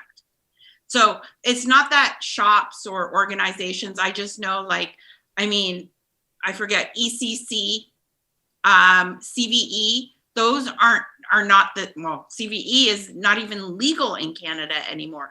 Vape expos, where all that innovation, that community, all those things you talked about have been regulated out of it. So how do we fight back? Like, how important is it? Like, you're looking at a group of people who have spent the majority of their adult life marginalized as a smoker, found a solution. And as soon as they open up their mouth to say, I've quit smoking. No, you haven't quit smoking. You're still smoking. You're using nicotine, blah, blah, blah. How do consumers speak up and out and feel proud? Because that was a big thing. We were proud in 2013. Right. Yeah. Maria, I think if I answer that question, the show will get blocked on YouTube, right? Because I'm going to say a particular word that will get us blocked, right? And it's the action of others that we're seeing a lot these days, and apparently it's the only thing that gets anything done. It's the only thing that gets attention, right? Because we've seen some laws get bypassed. We've seen some success, like with Dimitri in Tennessee. We've seen some success in Florida here with Nick Orlando and the groups here. But overall, it hasn't been good. Overall, you play by the rules and you get nowhere. Overall, you write the letters and you do the calls to action and you do this and that and the other thing. You do everything the right way and nothing. Right? Because they don't care. They don't care about you.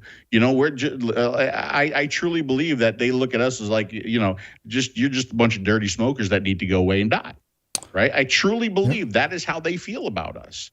Right? So what do you do? How do you combat that? When I've seen groups and organizations and money being spent to combat it and it goes nowhere.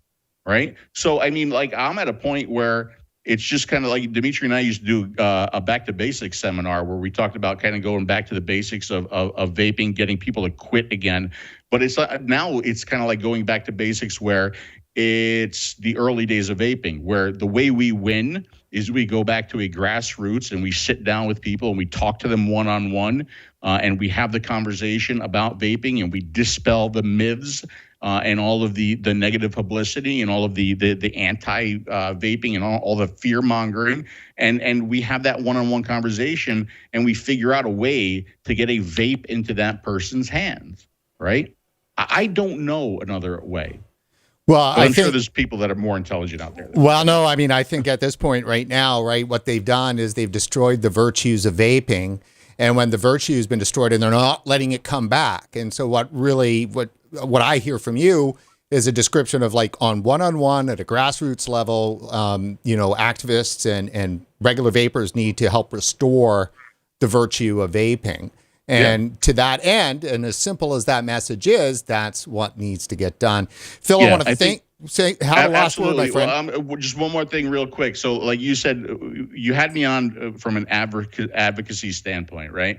Here's what I could tell you about me with advocacy and how I'm doing advocacy right now. I'm still here, right? I'm a 52-year-old that walks 3 miles every day, that bikes 10 miles every day, that used to smoke in 2009, quit with vaping. Back then, I am healthier now than I ever have been before. So I continue to do shows like this. I continue to do shows like the Smoker Show. I continue to do shows like the DP Show. I continue to do the reviews to show people that I'm still here, I'm still fine, everything's good. And if I could be that inspiration for somebody else to pick up a vape or to continue to vape and not go back to smoking, then that is how I'm doing advocacy today. Well, that's excellent. Well, Phil, thanks very much for joining us today. Absolutely. Thank you very much for having me on, guys. And happy World Vape Day to everybody. Thank you so much. Happy World Vape Day. Well, there you go. The great Phil Basardo. That was good. Yeah. I love that. The passion. You got an Italian and a Greek together. I mean, I'm not Dimitri. Well, that's excellent. Well, let's jump into our next clip. Just to say a word or two for us here, Maria, about the Senate flavors clip that we have.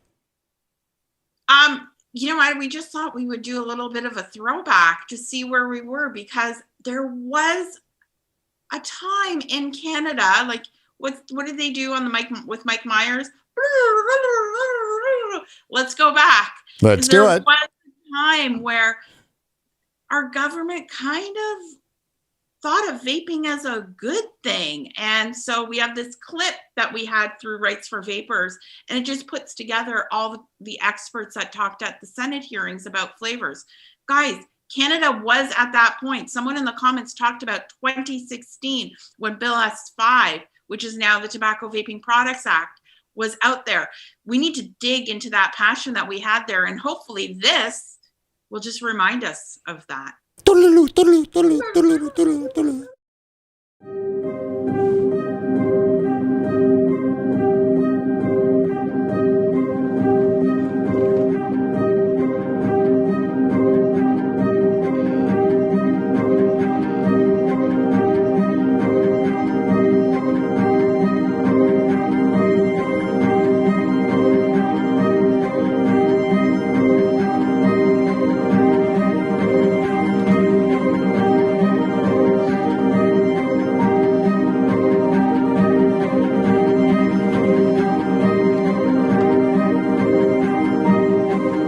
I think you've heard an emerging consensus that smokers should have access to vaporized nicotine products.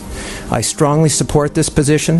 Virtually all of the 5 million Canadians who smoke wish to stop, and vaporized products will help some of them to do so. We recognize that e-cigarettes are less harmful than conventional cigarettes, and that e-cigarettes have both potential benefits and potential risks. The real fight is against smoking, not nicotine or vaping. It would be much better if you quit all smoking and nicotine use forever. But if you can't do that, then it is a no-brainer to switch to a less hazardous product. And I don't think there can be any question that electronic cigarettes are less hazardous than smoking. We've noticed that within the vaping community, most vapors start at a certain level, and they decrease their nicotine levels down to zero in most cases. In my case, I went from 24 down to zero. If it was as addictive as people would say, then I would not be able to do that. And the same condition applies for nicotine replacement therapy, like gums and patches that also have and contain nicotine. And with these smokers, we're giving them everything that is there on the market right now, but they want, as you can imagine, when you have a cancer diagnosis, quitting your cigarettes is a very difficult thing. So we don't have anything to tell them. It's either quit or, too bad. And I think electronic devices do potentially provide an alternative, where people might have a better outcome. So fruit flavors with adults are very important. And many smokers use flavors which we might consider to be children's flavors to make vaping acceptable to them. And that's why I think in many ways you have it right in that you are saying that you can't advertise a flavour as a child-friendly flavour. But I think taking flavours away from vaping will dramatically reduce the number of smokers who make the switch, and that will be bad for public health. Flavor is very important. But you can allow flavor without allowing all flavors. And we had a session once on flavours and how important they were. There are a number of vapers in that group. And they said, take the flavours away and it will be very difficult for me to continue vaping. I wouldn't suggest a ban on flavors. I would simply suggest a ban on flavors that preferentially target kids. And I think there's a wide scope for having flavors, mint and fruit flavors and things like that we know many smokers use. In fact, those are some of the most flavors out there to begin with. So I wouldn't suggest banning those.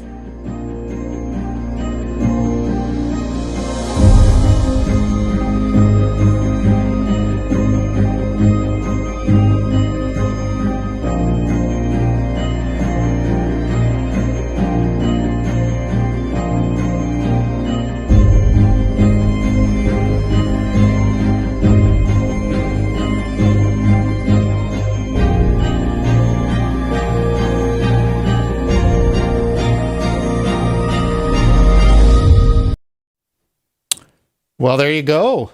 That is impactful. Oh my God, that was like, Dave just walked in. Sorry, guys, we're live. And my husband walked in to bring me a coffee. Surprise. Sorry about that. Oh my God, I'm just listening to David Hammond. I'm listening to Rod Cunningham on that piece.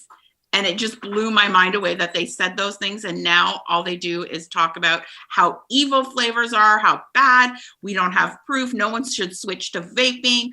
And Peter Selby saying, like, we need electronic cigarettes. It's just mind blowing where we're at with that now. Yeah, I mean, at one point they listened. I think that, that was the Senate hearings, and these were presentations by strong people, one of them being John Britton from the Royal College of Physicians in the UK. I mean, we're talking about heavyweight people here that, are talking about vaping as a tool for harm reduction. What bothers me so much is that this 5-6 year process that the government of Canada took to evaluate vaping, the regulator, Health Canada, evaluated vaping. Their scientists evaluated vaping. The current federal Liberal government, well, it's not current because there has been an election, but the federal Liberals under Justin Trudeau, they brought in the legislation that legalized vaping in Canada. So what changed? They're just reacting to a moral panic coming out of the U.S., and yet, in a way, they're almost saying, oops, we made a mistake. Is that really what Health Canada is saying? We're a first world regulator and we made a mistake? No. What Health Canada is saying is that, oh my God, we're really afraid of all these organizations. We need to only listen to what Cancer Society is saying to us, what David Hammond is saying to us, because we're worried about those votes. We're worried about the votes of the parents who are the loudest. That's what that's what the Liberal government is saying right now. This has nothing to do with anything other than their position in government. This has become, I cannot believe I'm saying this, but this has become a voting issue. It's become an election issue because you have parents of teenagers who are speaking up and out, and their voices are louder than the rest of our voices. And if our voices don't match or increase, we knew a flavor ban, a nicotine cap was down the road, because if you looked at what the Heart and Stroke Association did back in July of last year, they did a letter writing campaign similar to the ones that we have been doing as vapers from as early as 2015 towards the Ontario government. They started that campaign, and lo and behold, they got those mass emails, and all of a sudden a nicotine cap, a taxation, a flavor ban. And it's funny because I'm sure Rod Cunningham from the Cancer Society would love to have all that, what he just said, stricken from the record, because he thinks vaping is evil. He's spoken up against it many times since then.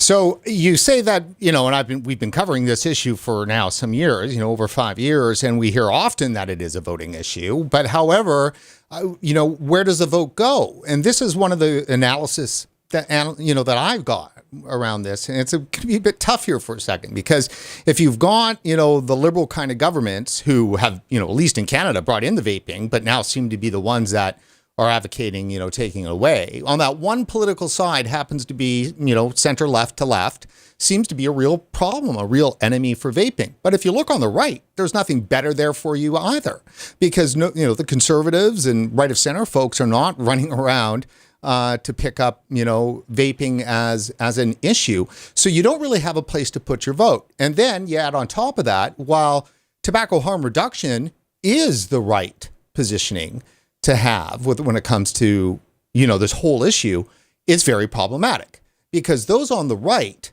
think tobacco harm reduction. When they hear harm reduction, they're thinking of heroin. They're thinking of all the hard drugs and needles and all of that stuff. And they can't support harm reduction. So we go, no, it's tobacco harm reduction. They're not hearing that. They just hear harm reduction, and they're hearing hard drugs. And that's what most people in the public hear too as well.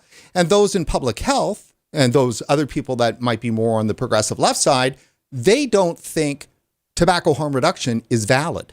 They don't think it's a valid harm reduction. They certainly believe, heroin is, there's valid harm reduction for that, but they think that tobacco harm reduction is spun up by the cigarette industry. So it's a real problem for people, because where do you put your vote, and what's the message that you take?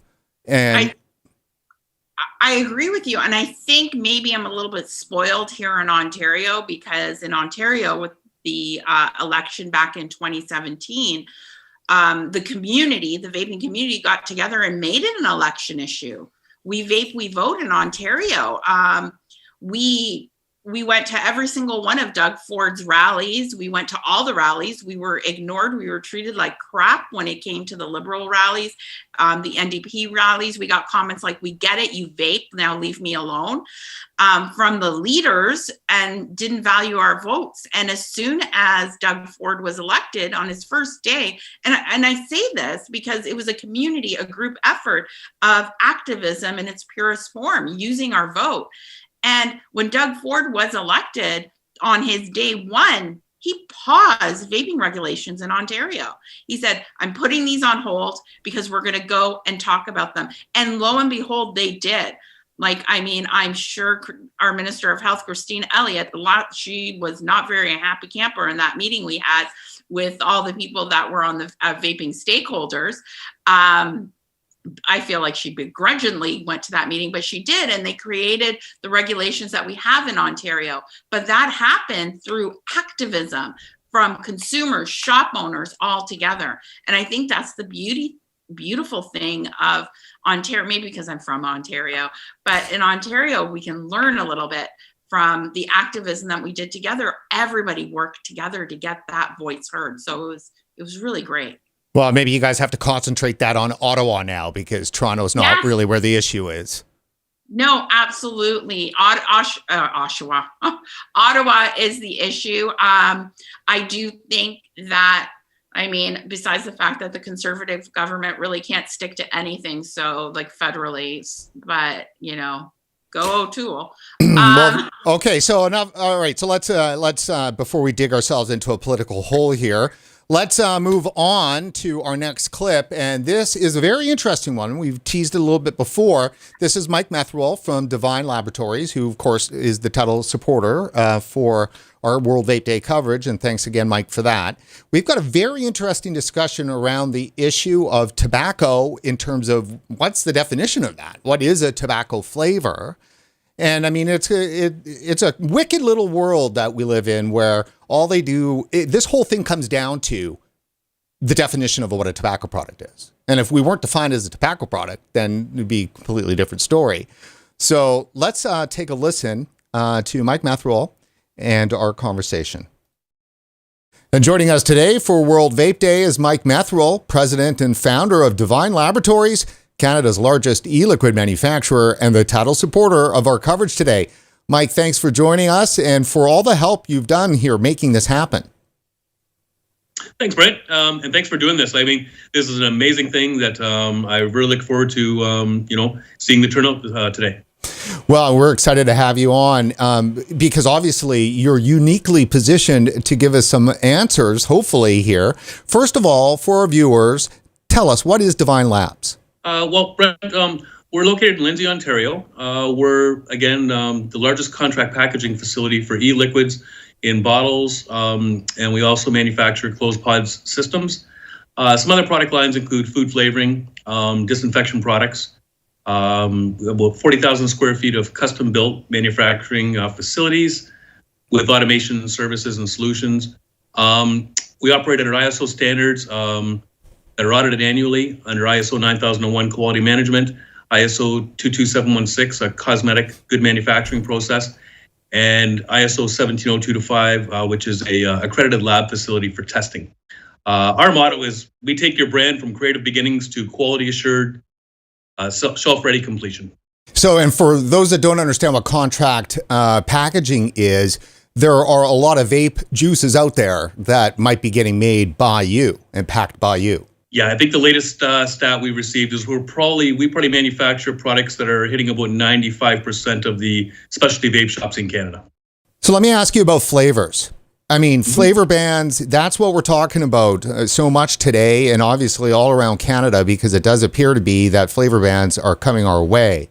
What's your thoughts on that and how fearful should vapors be? We manufacture, I think right now we have over 170,000 SKUs we manufacture for our clients.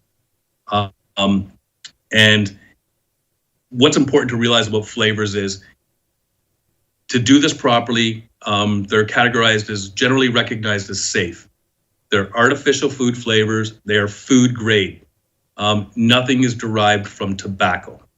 So again, back to, we're under a Tobacco Vaping Act, but we don't actually have a tobacco product.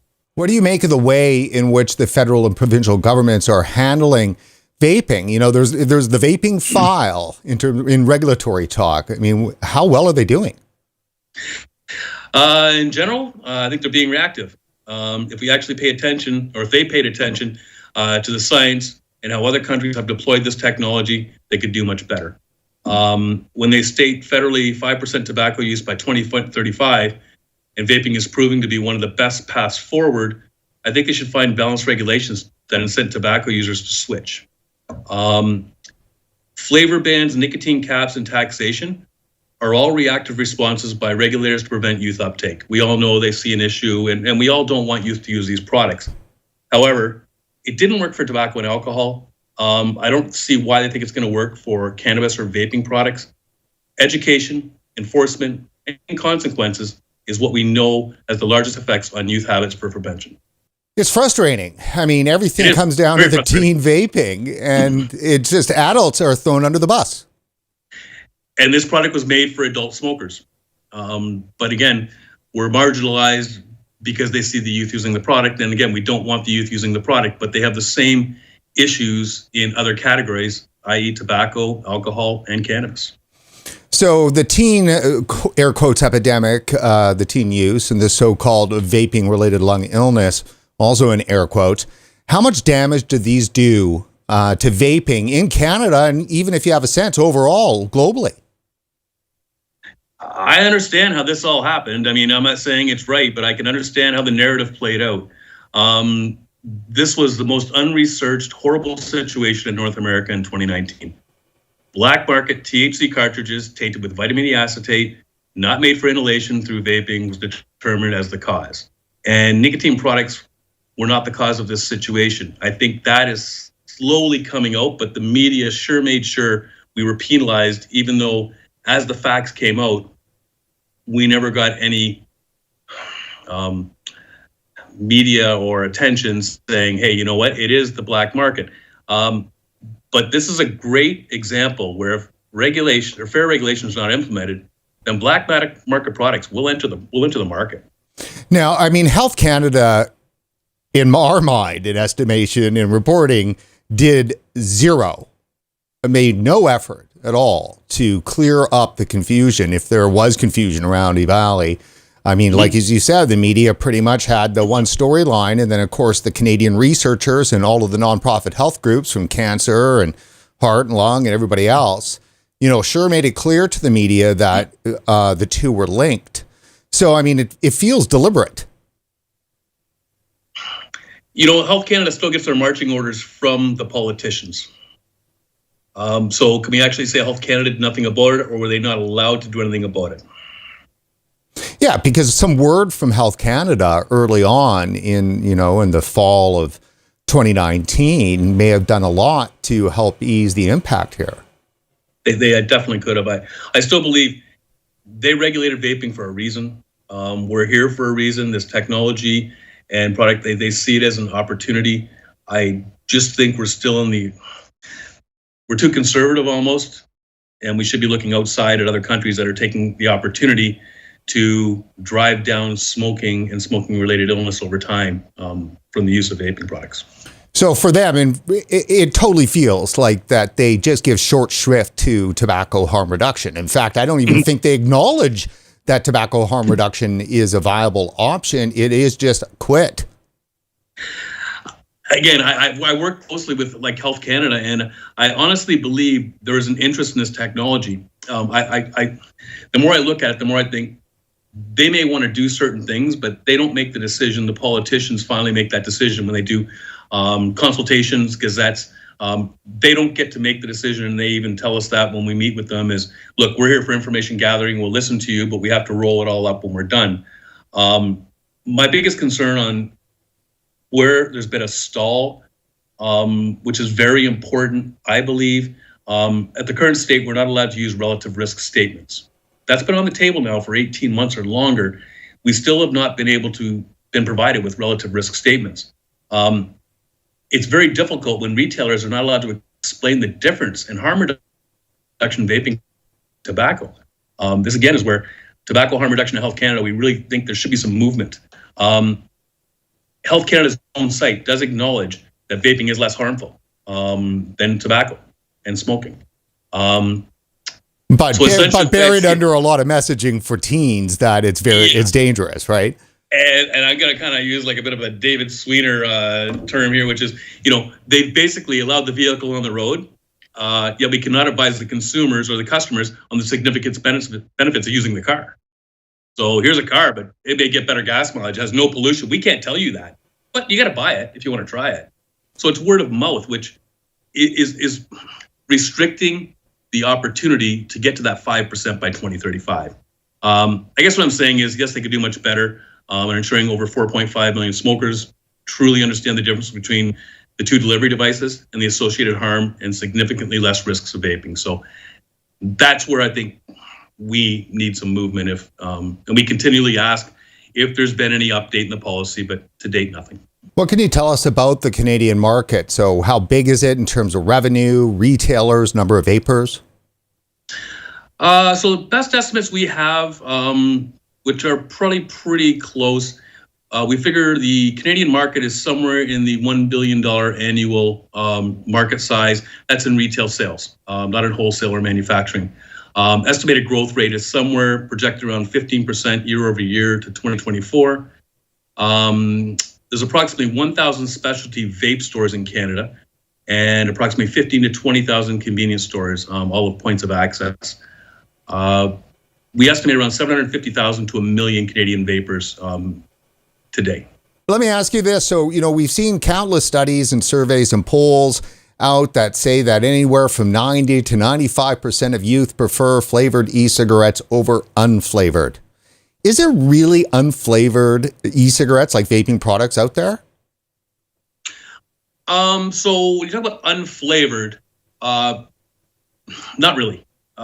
The product is made up of vegetable glycerin, propylene glycol, flavoring if required.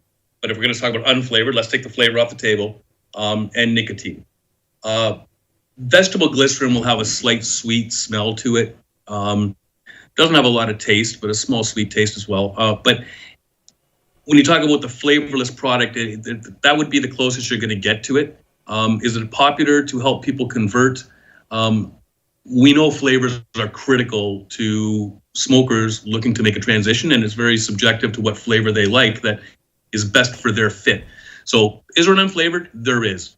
Constitutionally, I don't believe that if they just said no flavoring allowed, you can only have unflavored vape. I think that'd be more of a constitutional challenge if that was to go that way. Now, I mean, isn't it true, certainly, that vaping opponents, when they're referring to unflavored e-cigarettes, vaping products, they're really referring to is tobacco flavors? Okay. There's no such flavor as tobacco. It's not a food product. So what brand owners do and mixers do is they come up with their own recipe of what they feel a smoker will want. Now, having said that, some of the most popular tobaccos on the market are very high in sweeteners, like an ethyl maltol. That's cotton candy, but it's marketed as tobacco.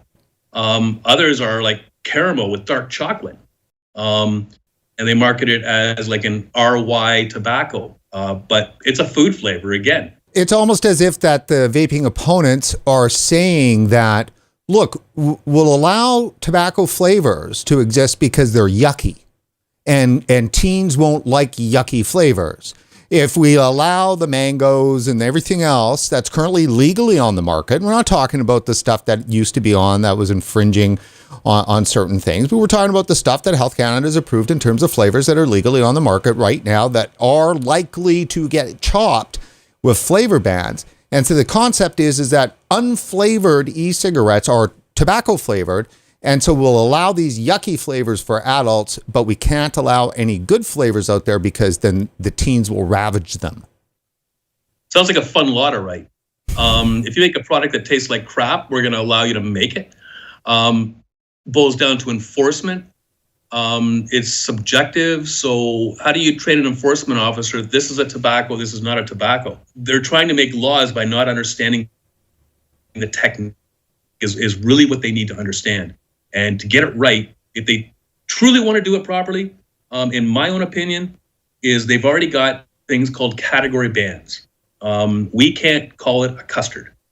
It has to be an arbitrary name, no pictures of a custard or anything of that, and no description. But the consumer can come in and they can try it and say, this kind of tastes like custard. It's called ABC, but they can purchase it. So maybe they've got to look at it doing it a little bit differently and saying, you can't have descriptors outside of these categories and let them continue. So this allows the adult smoker to still get the flavor profiles that's subjective to them, and maybe allows for what some of the regulators want is not the descriptors on the bottle where the youth see it, if that kind of makes sense. But I don't know how they're going to make a law that says it has to be tobacco if we don't use tobacco. How do you define that? And yucky, sure, they can try that one, but I don't know how it's going to work.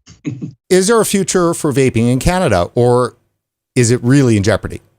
We're gonna be regulated. Like if I'll be the first to say we're getting taxed. That's not necessarily a bad thing. Just don't overtax us. Regulatory around flavorings. I think there's a workaround that everyone can win in that one, in the nicotine cap. So yeah, I think we're going to survive. But we are a product. The only thing to put in your lungs, as any doctor would say, is oxygen. We are putting something in our lungs. There is some risk to it. So there is going to be some governance and regulations around it. But yes, I do believe that we have an industry here that's going to survive. Well, that's hopeful. Yeah, I know. I love Mike. I think I just love everybody in this industry. I don't know. Maybe it's because we were all smokers and we found a solution and we all want to share it. It's just I have such a great connection with so many people, and like our next two interviews that I did. So I repackaged some interviews from Between Two Vapes, and we have the president of the CVA, the Canadian Vaping Association, Sam Tam, and we have the president of VITA, which I can never remember those acronyms, which is the Vaping. I believe it's Vaping Industry Technology Association. Vaping Industry Technology Association. Let's pretend that Brent didn't give me those cues. And Daniel David. So, you know what, just a little bit about them so you guys can know, because these are the leaders of the industry organizations that are fighting, because there is a difference between industry and consumers. So I thought it'd be interesting to meet these two gentlemen. So I guess we can roll the tape, and I already have an intro kind of done with that too. So. Hi, it's Maria Babayawanu-Dueck. We thought it would be a nice treat to share some content from Between Two Vapes here today on the Canadian feed for World Vape Day. In Canada, we have two industry organizations fighting for fair regulations, CVA and VITA. On Between Two Vapes, we had the pleasure of interviewing both presidents, Daniel David of VITA and Sam Tam of the CVA. I think it's important to get to know the people who are at the forefront of advocacy efforts, the people who are fighting for fair regulations in Canada. First, we have our interview with Daniel David. So as they say in showbiz, roll it. We're pretty passionate people. We want to help others that to switch from smoking to vaping. We know what it did for us. So let's start something up. Let's make this harm reduction product as least harmful as we possibly can. And that was kind of the foundation, the initial core of what became ECTA, the Electronic Cigarette Trade Association. And so we formed that really at the very end of 2011. We had looked over to our partners over in the UK. They've always been a couple years ahead of us in the North American market, at least. And so they had some experience with advocacy. And so we reached out to them. So they gave us kind of a structure to work with, and we built it. We started with ECTA, and then we built a industry standard of excellence guide. And what that did was it aligned all the products directly to consumer products. And we were correct on that, by the way. But we set that up, and we set up standards for our members. I mean, like with a brand new industry, and especially one that starts in what we call a gray market, where it doesn't fit into any category neatly. There was a regulatory gap. So we jumped in there, we kind of filled that space, and we set standards. We set testing standards, e-liquid testing standards. We set age restriction standards if you wanted to be a member of it right from early on. And then we actually launched the association after building all of these things and writing these standards. We launched it, and granted it took a little bit of time, but we launched it at the first, what was it called? It was VapCan. VITA was established in September of 2019. With the Tobacco and Vaping Products Act, it opened up the industry. The industry was now legalized, across multiple not sectors, but multiple distribution points, right? So we've got vape shops, we've got manufacturers, we've got distributors, we've got C-stores.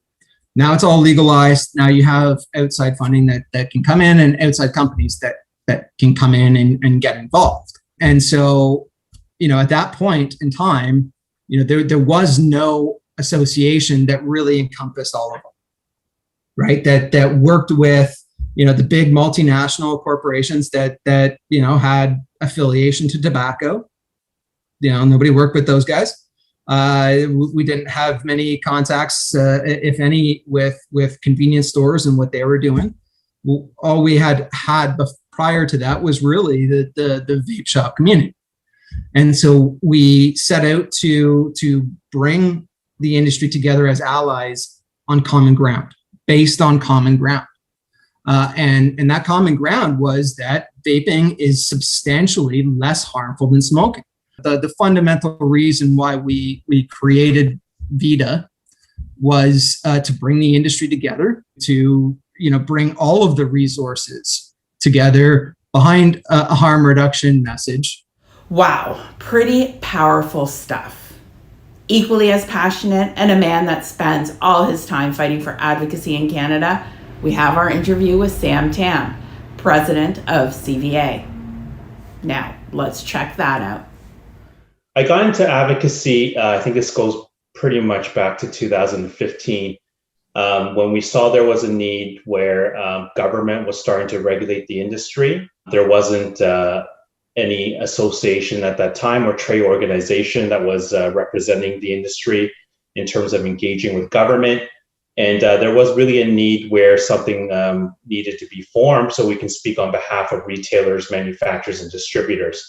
So the CBS formed was in 2014. I didn't join till 2015. Of course, that was during a time when Quebec started to regulate the industry in a way where they didn't really consult with the industry. They decided to move forward with a very aggressive regulations that would regulate vaping as a tobacco product.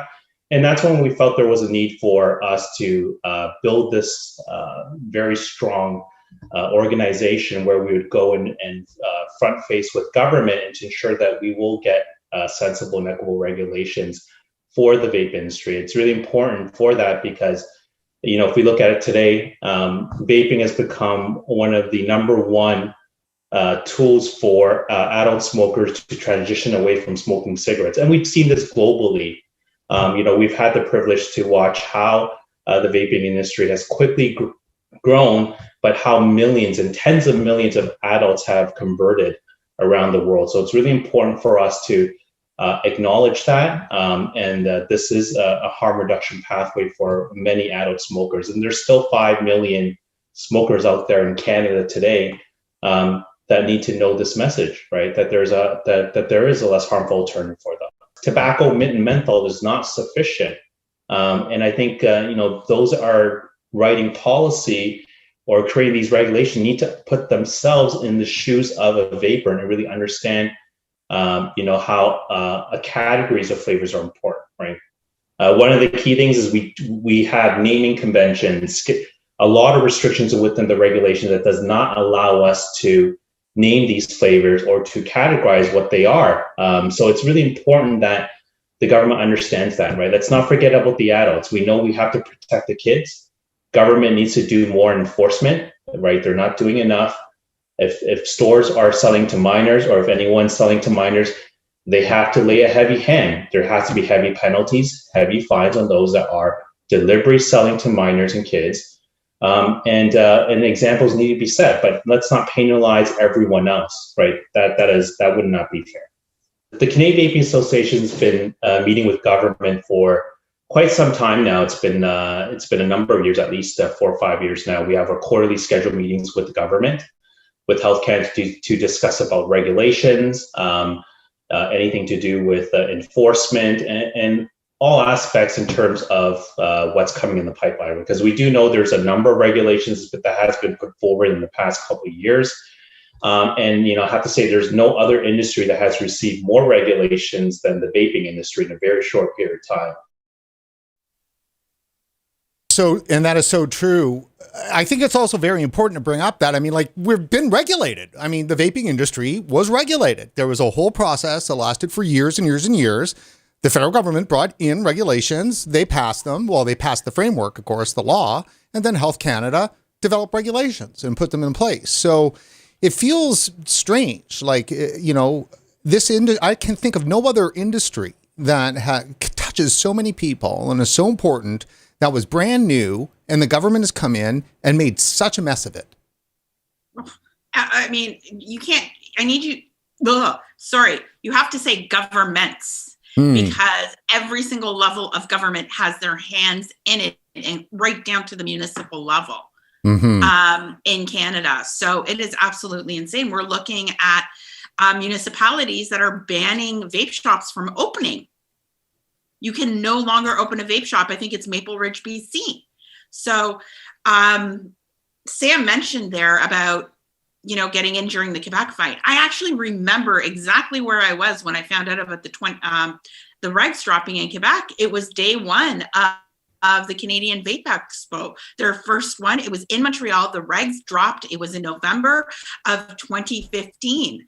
And poor Quebec, they've gone through heck and back, but the way that province has stepped up and spoken out is absolutely incredible. And Christina my heart, I'm just going to say this. I love everybody in this industry. We have her up next where we had a chance to talk to her because, that is the purest form of activism and they are not giving up. So let's check it out. Roll it. Christina, thanks for joining us today for World Vape Day. Glad to be here. So Christina, I am so excited that you're here for World Vape Day because I want everybody to know you the way I know you. So first things first, why don't you get us started and let us know how you got into vaping and how you got into the role that you're doing right now.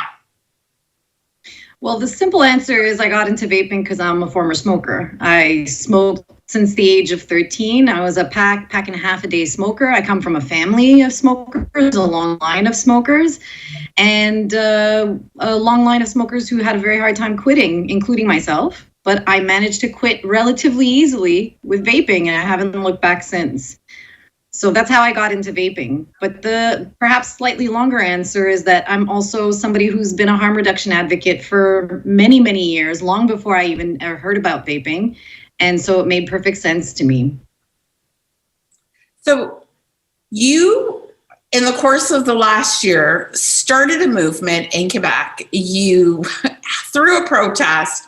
And what you shared with me, and I'm going to share this with the whole world, is you taught some medical professionals a little bit about vaping. So let's start with starting the movement, why you did that, and get into the protest. And then we'll kind of delve into the other things that you do just because you're you. Well, first, I'm just going to clarify that it's not just me. The CDVQ is the group that I'm a spokesperson for. It's an acronym for Quebec Coalition for Vapors' Rights. And we're a small group of advocates that have been working on this since mid-summer of last year. And what we've been working on basically is doing everything that we possibly can to prevent a ban on flavors and a reduction of the nicotine cap provincially here in Quebec, because that is what the government intends to do. Christina, for our audience out there that don't know much about the history of Quebec and the battle to save vaping, you, out of every other province, really got hit first in our country. Explain that. Well, Quebec has been, historically, Quebec was quite progressive in terms of social policies. But that sadly is no longer the case for at least the past 20 years. It's become more and more reactionary and moralistic, let's put it that way, in terms of issues having to do with social problems or public health problems, which are often masked as criminality issues or moral issues, right?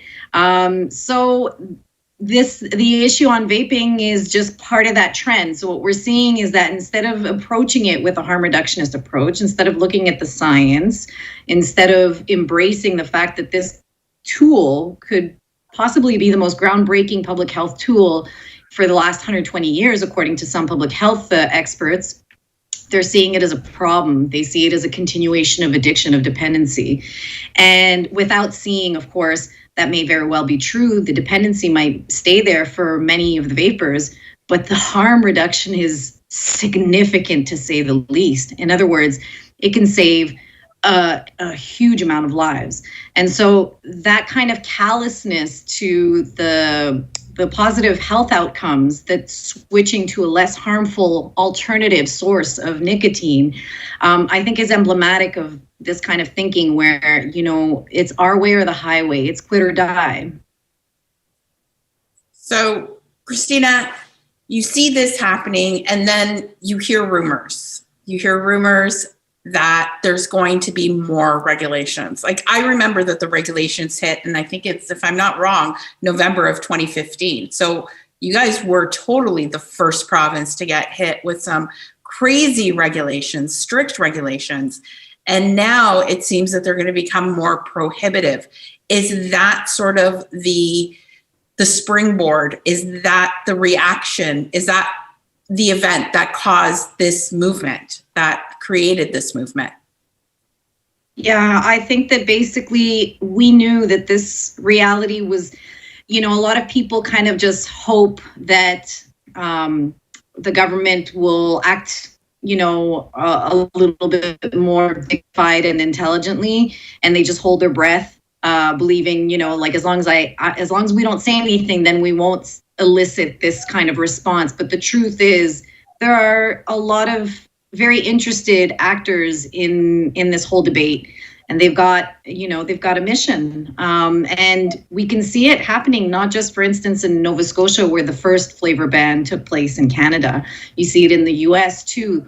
Every time you see this stuff, these are hints that this is becoming more and more the kind of trend within tobacco control and within elected officials, like positioning.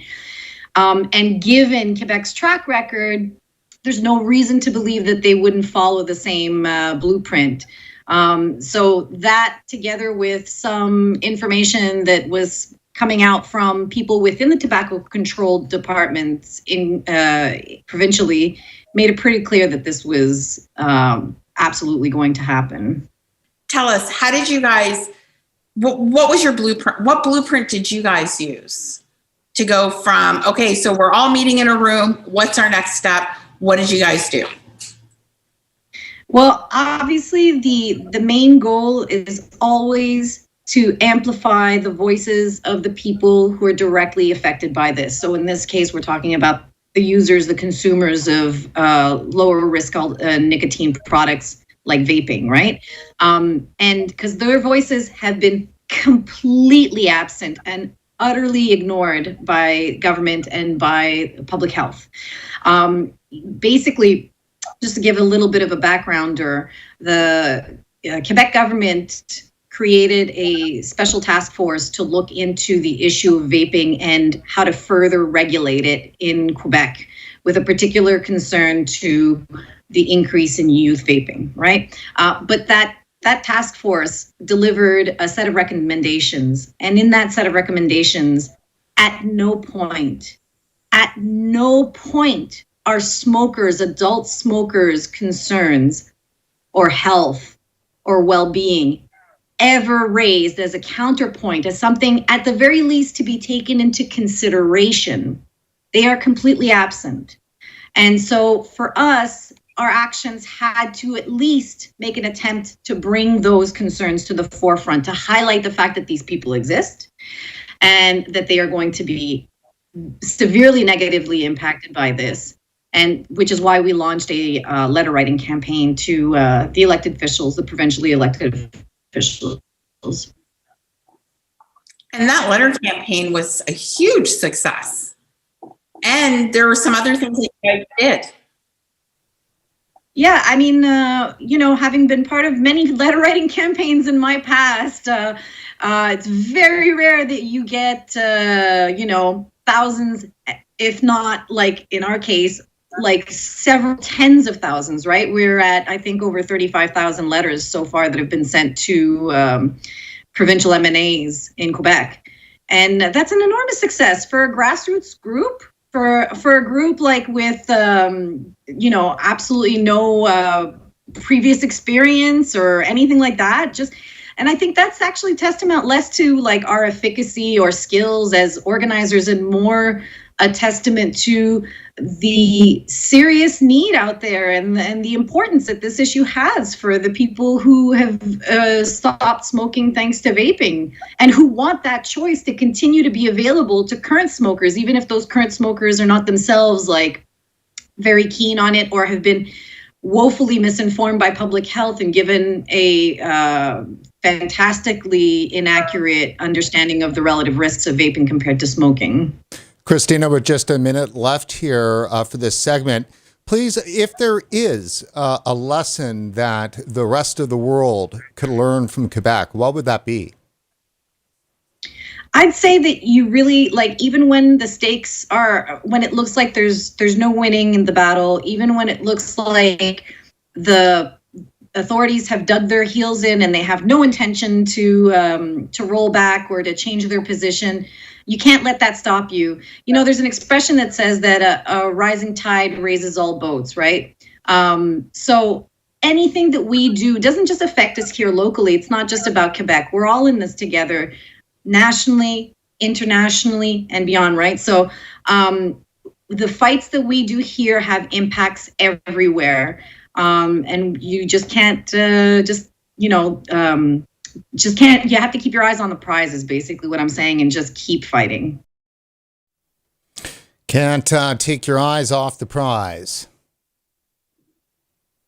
Amazing. I love Christina. She's like fabulous. Like she's really, really a true activist. The battle for Quebec is brutal, and it's everything about Quebec is quite different, and so hopefully they're able to sway the provincial government there. Yes, and talking about swaying a government, up next we have Adam Ward, who, you know what, through his just talking to his MP, sending one of those tobacco kills emails, engaging with his MP, asked him to sponsor a petition for to ask the government not to consider a flavor ban when it talks about vaping. And we have a petition. I think we said we have 5,000. I can't see. It's 5,000. Let's just see here. It's 5,599. 5,599. Yeah, we've got another month. So in a month, the petition is going to close. We want to try and get as many Canadian signatures. This is a Canadian-only petition, but that doesn't stop anybody else from doing a petition and working with a government official, working with your representative on that. So all you need to do is find one person on your side and get them to speak for you on the floor of Congress, of the Senate. I don't know how the United States politics work, but I know how Canada works. So if I'm saying something wrong, I apologize. But we've got Adam. Listen to his story, listen to hear what he's done. And I'm going to pop the petition link into the chat on YouTube, and you guys share it out. And if you haven't signed it, sign it, please. All right, let's jump into it. Adam, thank you so much for joining us today. Thanks for having me, Brent. Well, we're at the end of our World Vape Day coverage here, and we wanted to end it on a real hard activism note about what those people in Canada can do to help kind of support the effort. Maria, why don't you walk us through this? Okay. Hi, Adam. It's so nice to see you face to face outside of the regular Zoom meetings that we have. I'm inspired by you. And I know I've told you this so many times. I want you to tell people how sending an email and engaging with your MP has led to one of the biggest and growing petitions for vaping that we have right now out there. Absolutely. I mean, when you're writing an email to an MP and it's about your livelihood and what you're passionate about, I feel like it's easier to write. It just kind of comes from the heart. So doing that and really saying why I'm in this industry, this is my world, this is my everything, I want to help people, that passion comes out really easy when you believe. And sending that email in created this response and created this relationship, as well as a live response on his town hall. And that's what changed the game and led to everything that we're doing right now. It's extremely important. Absolutely. I mean, I watched the YouTube video, and I think like almost everybody watched the YouTube video. MP Tom Kimniak was like, well, I don't agree with a flavor ban, which was like, quotable. Loved it.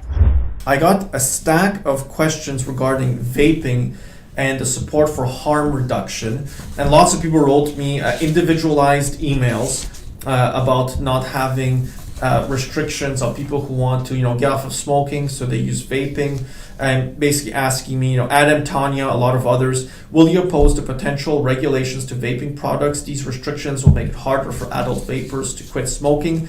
I agree with you. I think that we shouldn't make it more complicated for people to get access to vaping products. Back when I think it was debated in the last parliament in S5, I thought that banning flavors just because kids could get them is unfair to adults who use e-cigarettes to stop smoking. Again, these are products that were already going to be banned in the legislation that kids wouldn't be able to get their access to and hands on anyways.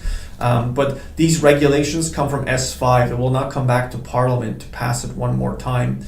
And in those same vaping products, like I know a lot of smokers who have successfully quit smoking thanks to a vaping product. And I understand that the flavors make it easier, obviously, to get off of cigarettes as well. As of August 14th, 2020, there were 20 cases of vaping-associated lung illness in Canada by the Public Health Agency of Canada. It's a very low amount, but again, to all of you, I absolutely support making sure that vaping is as available to adults as a form of harm reduction. I've spoken to many people when S5 was being passed originally, and it's definitely a good idea to keep allowing for it. I didn't agree with S5 and the provisions within S5 that allow the federal government to simply ban flavored nicotine products that go into your vapors just because it's a flavor that might, because the legislation at the time, if I'm remembering it correctly, said might appeal to, as opposed to does appeal to, and requires some amount of evidence to be produced by Health Canada. That's a big problem that I have with that type of legislation. It's just poorly drafted and up for interpretation. That's why they're able to pass these types of regulations. When I wrote to him, I wasn't writing as an angry person. I was writing as a passionate person, not somebody who's just a stakeholder in this industry, somebody who this industry worked for, as a heavy smoker. So I really poured my heart into the letter and really let him know where I was coming from. And I mean, his response says it all. And when he did the live response on YouTube, he mentioned that he had people in his life that this had worked for, when he might have never mentioned that ever because he just didn't have a reason to bring it up. But him bringing that up shows that there is people out there, especially in Parliament and members of Parliament, that do have people in their life that this is working for. And the more of them that speak out, the more of them will listen, right? So that's where I seen him coming from, for sure. Why don't you walk us through the petition, Adam? Exactly where can people go? What can they do? So the petition is online. We'll have to provide the exact website. The link is a little long, but you can go on and you can read right from the top. I have to credit Maria for helping me every step of the way and showing me what needs to go where. And, all our points were aligned. I think everybody's points in this industry are aligned. So you can read the points and you can go down. You can see the member of Parliament who has sponsored us for this petition. And it's as simple as just clicking sign and verifying your email that you get and you're an active member or an active signer of the petition. It's very simple. It takes 2 seconds, but it will go a long way. A long way. Absolutely. I totally agree. And I think the crazy part is, because I helped you with it, the longest process was actually putting all the information online. Like your MP responded quickly and we got everything done so quickly. They had things, we sent it in. We asked him, of course, we sent him a formal letter that Maria helped me with. We got the approval from him and it was just it just all fell in a row. His office was active in making this happen quick, very quick. And the lesson is if we do not reach out and if we do not communicate with our elected public servants, we're never going to know. We never will know. And I don't believe that any of them have any reason to speak out about this unless they're asked, because it's not in their paperwork. It's not on the board of what they have to do today. People are messaging in about schools, playgrounds, what's in their neighborhoods. People aren't messaging in about vaping and regulations and what the government is trying to do.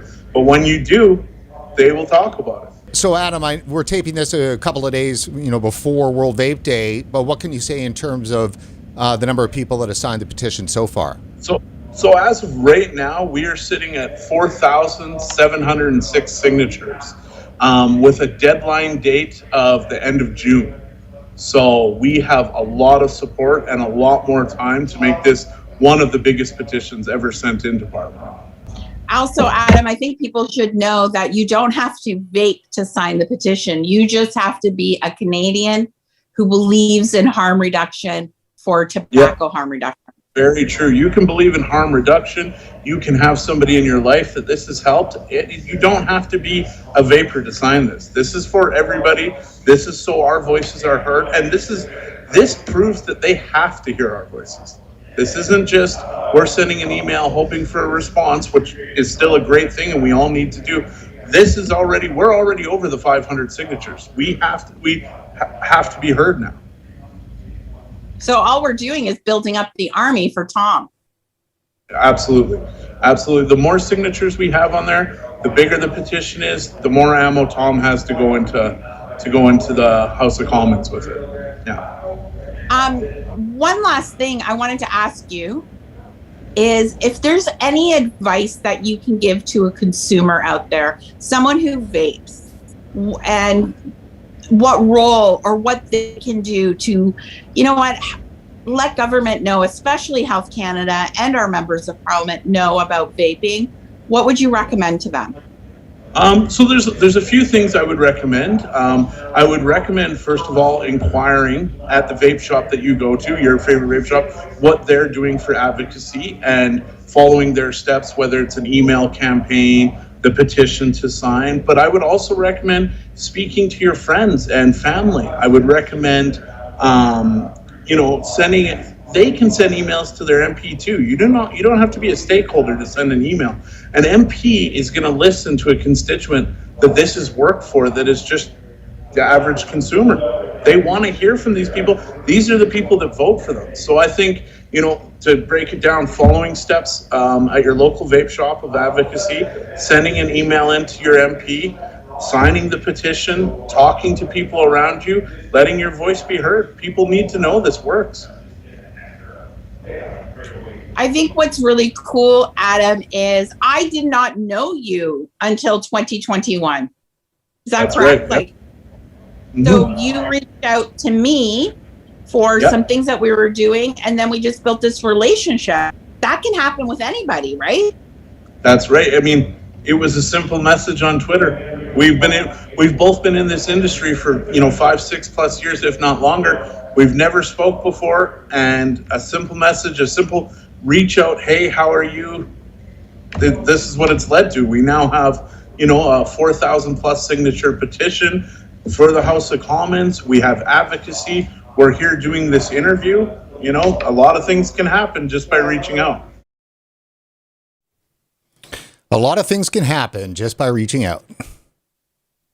Hey, Maria, before we close up the show here, and wow, I can't believe that we're bringing it in on time. I just want to take a quick moment to, again, thank the folks over at DViNE Laboratories, Mike Methrol and his team there, for the title supporting of our World Vape Day coverage, and remind you to check out DViNE Labs if you have the need for such services, which so many manufacturers do for e-liquid.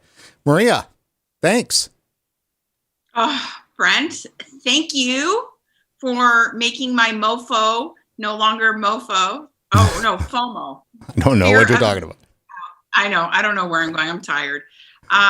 Again, I was so upset that we were not part of World Vape Day last year, that it was in my head. And you know what? They always say jealousy is not a good thing. But let me tell you, jealousy motivates me to be bigger and better. And this could not have happened without you, DViNE, and the people watching, and this entire industry, every single one of our guests.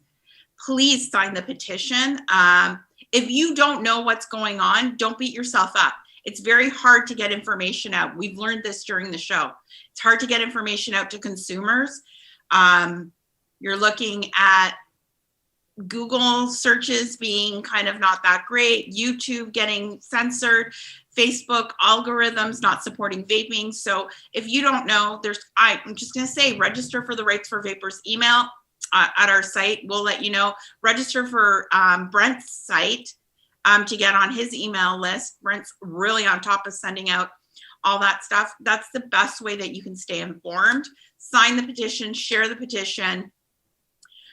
And the other thing is, I'm going to challenge everybody watching is tell someone about vaping. Share your story with someone who doesn't vape and get it out there and answer those questions. Don't get mad if they tell you it's worse than smoking. Get happy because they're engaging in conversation. And I love everybody, and I love Adam. He's so cute. I just want to rub his bald head. Okay, I think at that point we're going to be closing the show. Maria, thank you so much for all your support and everything for our coverage. I want to thank you for that. And I want to thank all of the audience for tuning in. And don't forget to keep your eyes out for the next RegWatch segment. Thanks, everybody. Bye, Maria.